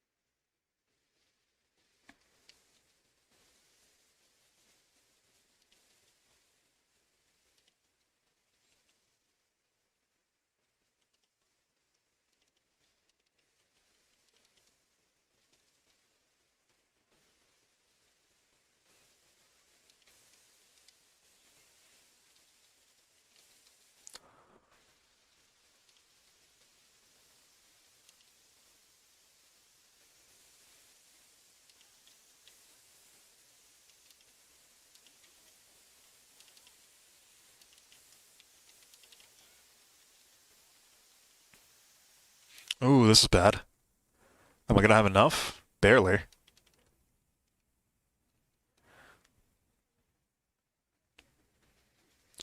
Alright, we should be able to... I'm just gonna tank this one.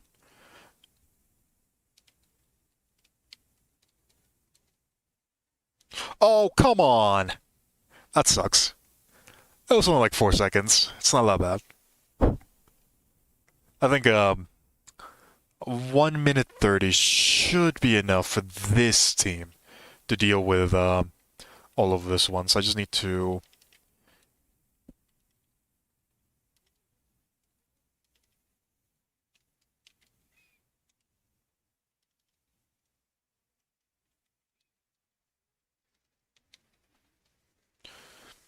get rid of the frustrations. And now we should be able to take care of the Mirror Maiden with relative ease.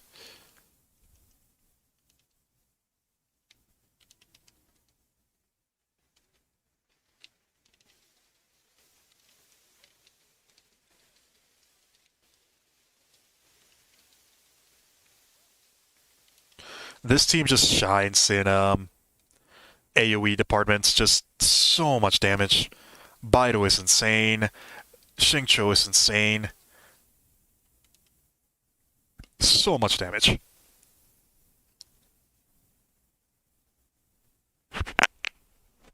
Alright, so now we're up to the last one.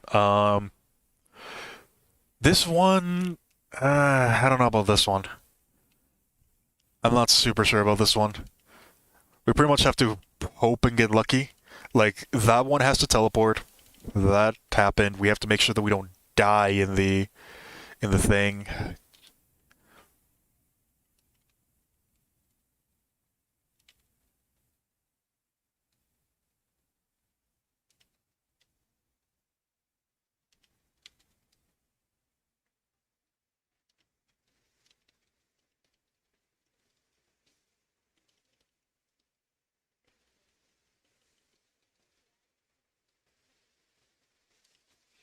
This one has to die.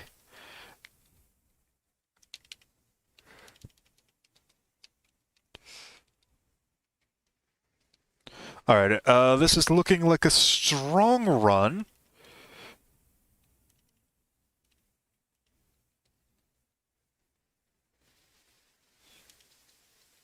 This one's looking doable. This one's looking pretty doable. Alright. So now we have to, again, get slightly lucky. But should be fine. Where the...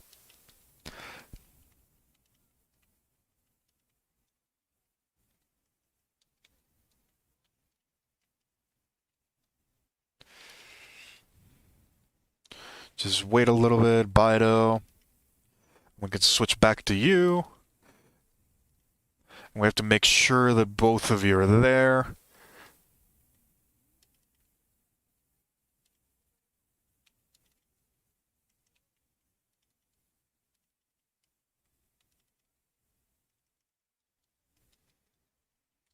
Again, when I said this was my strongest team, I was not lying. This is my strongest team.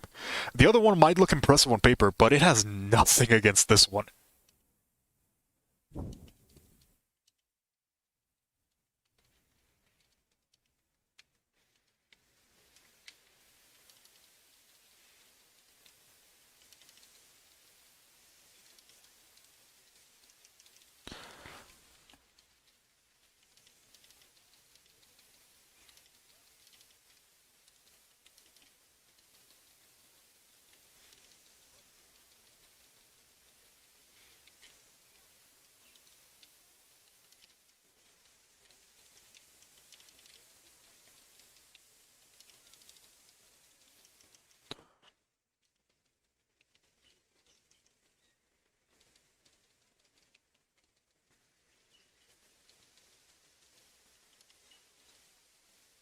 And there we go. Sucrose putting in the work. it's it's a very, very strong team. If you guys want me to describe exactly why this team is so powerful, I can do that. It basically aims to abuse two of the strongest characters that we have available while using a third one that's also incredibly strong in order to boost those. And all of it is being enabled by Sucrose. It's a very, very strong team. It does have one particular weakness in that it does tend to be slightly glass cannony. Um, Here it is.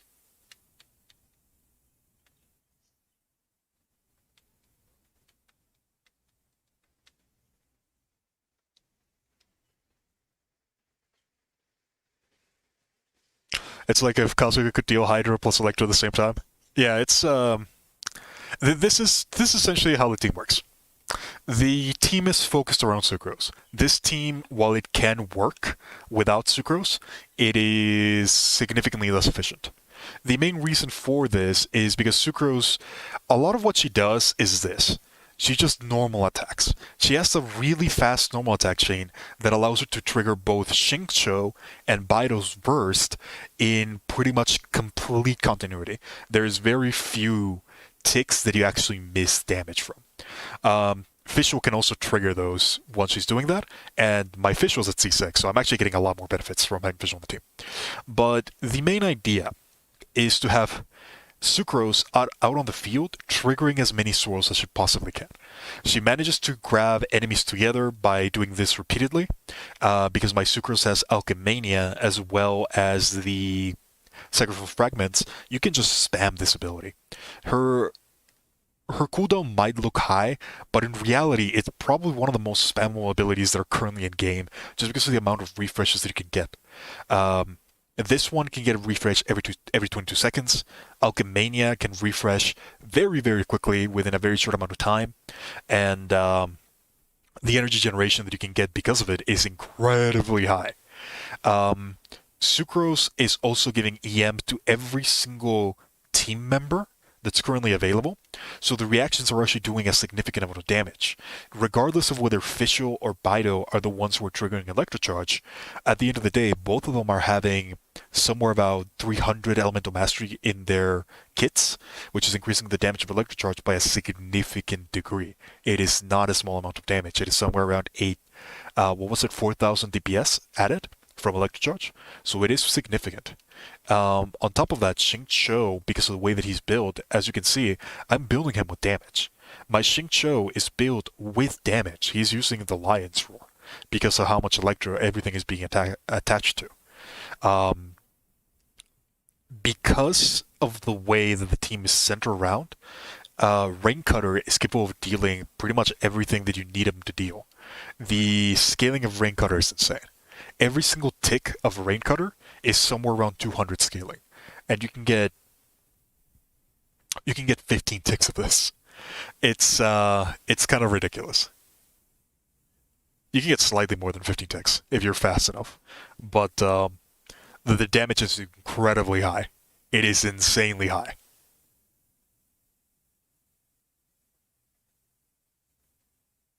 Your subjective opinion is also subjectively right. uh, she doesn't even need constellations, if I'm being honest. The constellations help her, but they're not what make her. Like, the more that I tested this out, Alchemania is not the thing that makes this work. The thing that makes this work is that Sucrose is a book user that has a Nemo fast attack chain. That is what makes Sucrose work for this team. The fact that she can do that she can just press a single button and immediately trigger Venereer, that's what makes Sucrose so good. She is also a ranged character, so you're never in much danger, and with a combination of both Baido and Xingqiu, it is very difficult for Sucrose to ever die. There is one thing that I will say. There is probably one constellation that you might actually need. This one. This is probably the only constellation that I would say is required, which is not that hard to get. It's not that difficult to get two Sucroses. But if you're going to try something similar, you do at a minimum 1 to C1. C1 on Sucrose. If you can afford it, C2 on Baido. That's probably like the only two constellations that are specifically needed. Everything else can just be whatever. It's not really that necessary. Fischl, her role on the team is to give Bido energy, and that's pretty much it. Everything else that you can do on the Fischl, you can do whatever you want. You can do damage Fischl, you can do support Fischl. If I would not recommend it. It's really bad. I do not recommend support Fischl. Do not use support Fischl. Um, but you can pretty much just give her whatever. And she'll do just fine. Mine is C6, so I am getting a little bit of benefit. But the reason why Fischl works, even without the C6, is because of this one right here. Undone by thy sinful hex. This is what makes Fischl a really good addition into this particular team. Every time that you trigger an electro-elemental reaction, she will deal 80% of her physical damage as attack power.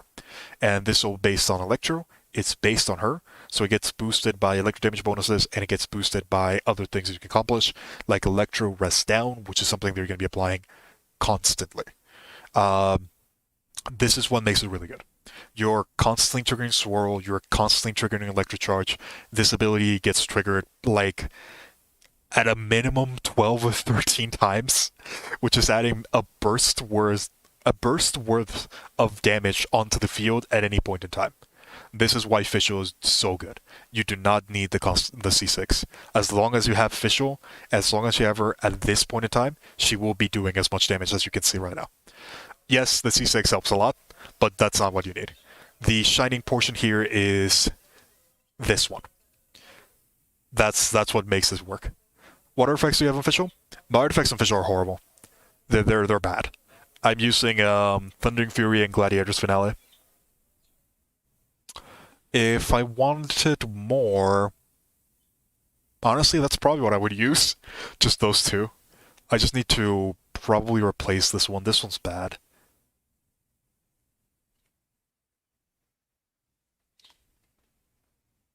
This one's really good.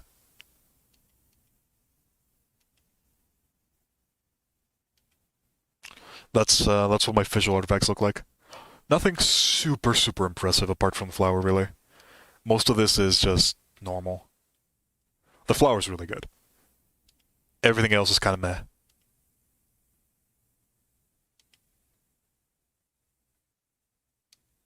I guess this one is above average.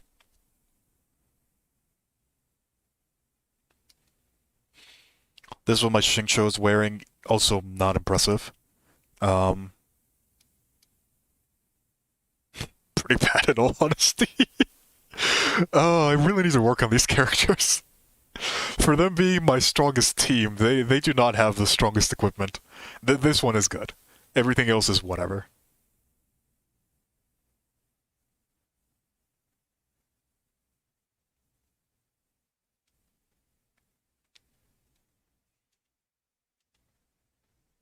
I need to get a more crit damage.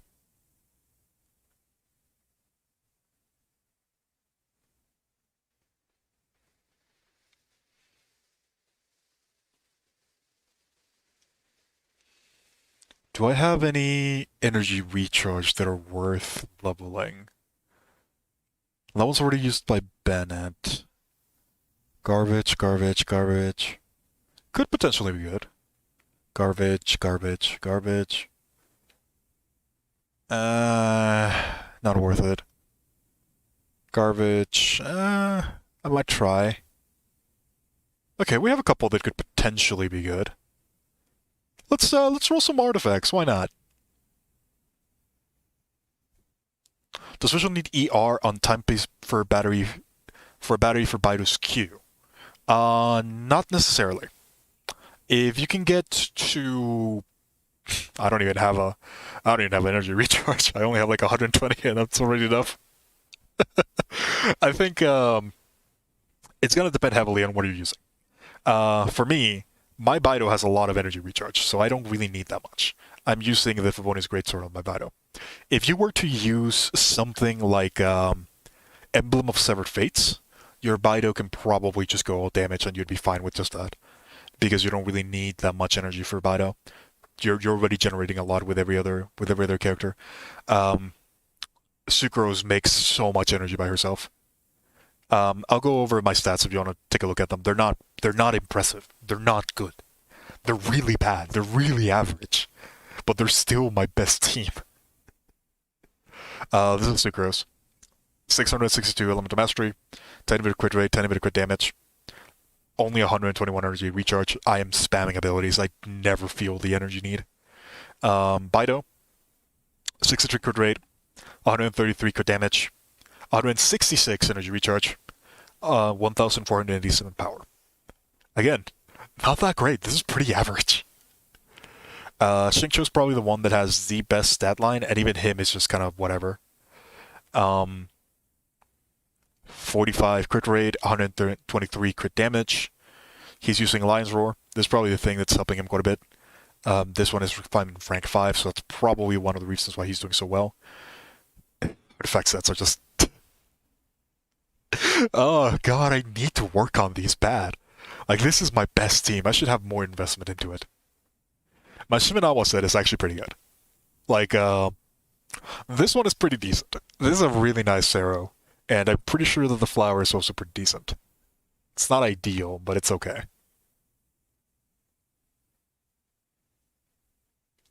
They both have a lot of crit rate and a decent amount of crit damage, so that's helping me quite a bit.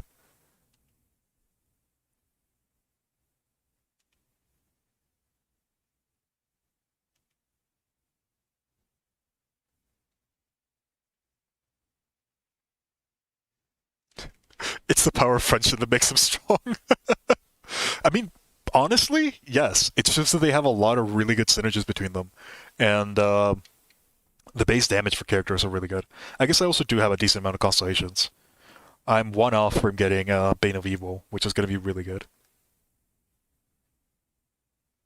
But really, the only constellations that actually matter here for damage are Upon the Turbulent Seas, and I guess the C5 actually does matter quite a bit. Oh, I'm actually at C5 on Xingqiu as well. Cool.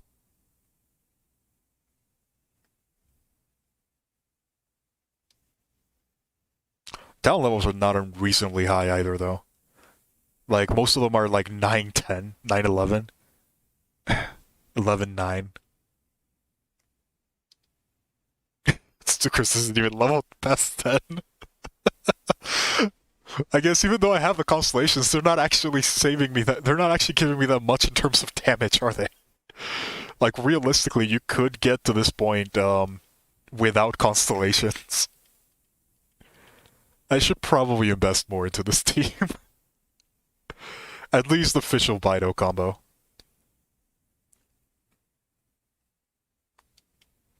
But yeah, that was Abyss, and I think I'm probably nearing the end of the stream. I think we're gonna go ahead and we're gonna grab our rewards from Abyss.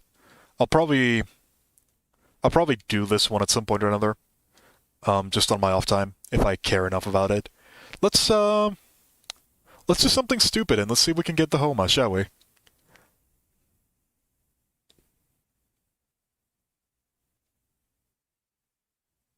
At a bare minimum, I would like to get the Wave Rider, or the Wavebreaker Spin. That's the one. I really want the Spear, because if I can get that Spear, that would be really good on Raiden. Well, actually, that would be really good on my Shangling. Last one. Do we get anything? Nope.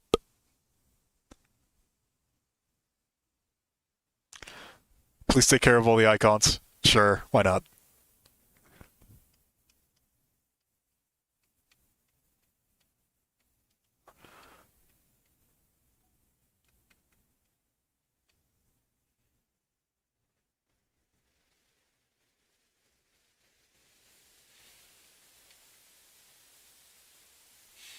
Oh, this actually opened up a page on browser. Gotta close that.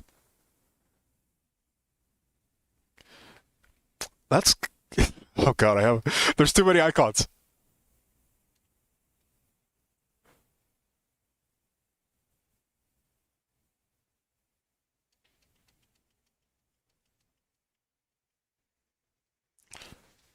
Who knows? Let's open up our legendary, see if we actually got anything good.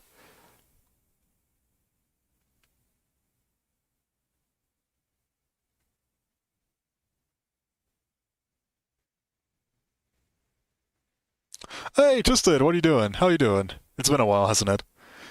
But yeah, we were never gonna get anything good out of this. Did we? HP, that's kind of bad. I really need to work on my artifacts, in all honesty. I think that's something that I'm definitely lacking pretty heavily in.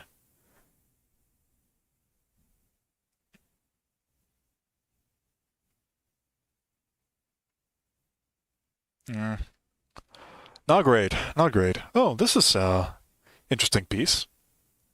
Crit rate, crit damage, HP percentage on a Venereer set. Is there any character that can take advantage of this? No. No, there is not.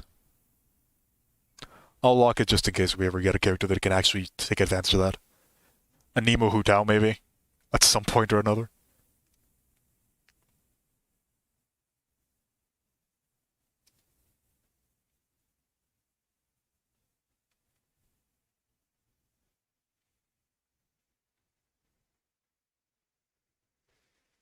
Yeah, they were really bad. Not much to do about it really. Um, that's kind of it for this. I guess we'll give the time rush one more time. The New World grind fell through. Yeah, yeah, it did.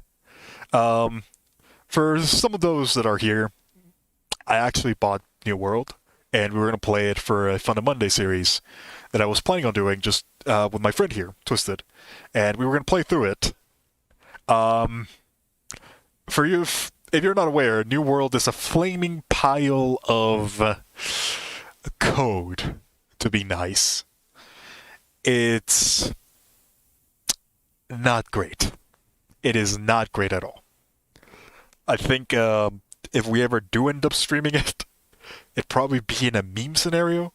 It is filled with glitches. It is filled with bugs. It is filled to the brim with repetitive grind. It is not great. The best anime hotel is Shao.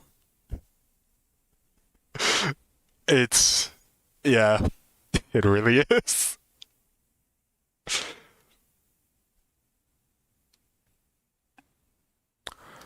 Um, but yeah, that was kind of like that abyss. In all honesty, I should probably focus on this team a little bit more. Like, my Sucrose, the weapon's not even level 80. I definitely need to focus on this team a bit more.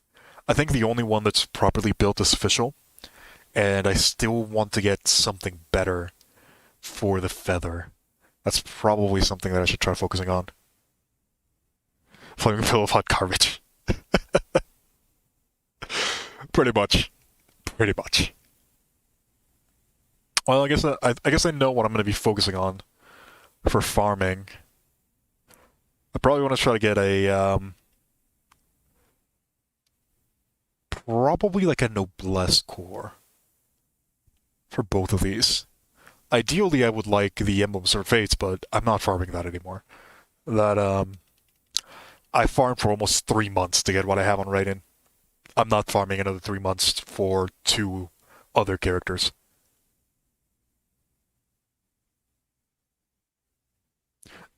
There's just nothing to do in New World. Yeah. Have a good one, Nancy. We're probably going to be closing down the stream anyways. We've pretty much accomplished everything that we need to do. It was nice having all of you guys here. OP, congrats on the Homa. Hope you can take good advantage of it. Best of luck, Prime. Best of luck, Nancy. Best of luck to everybody here. With that out of the way, this is going to be the end of the stream. If you enjoyed, thank you very much for watching. This has been Portals.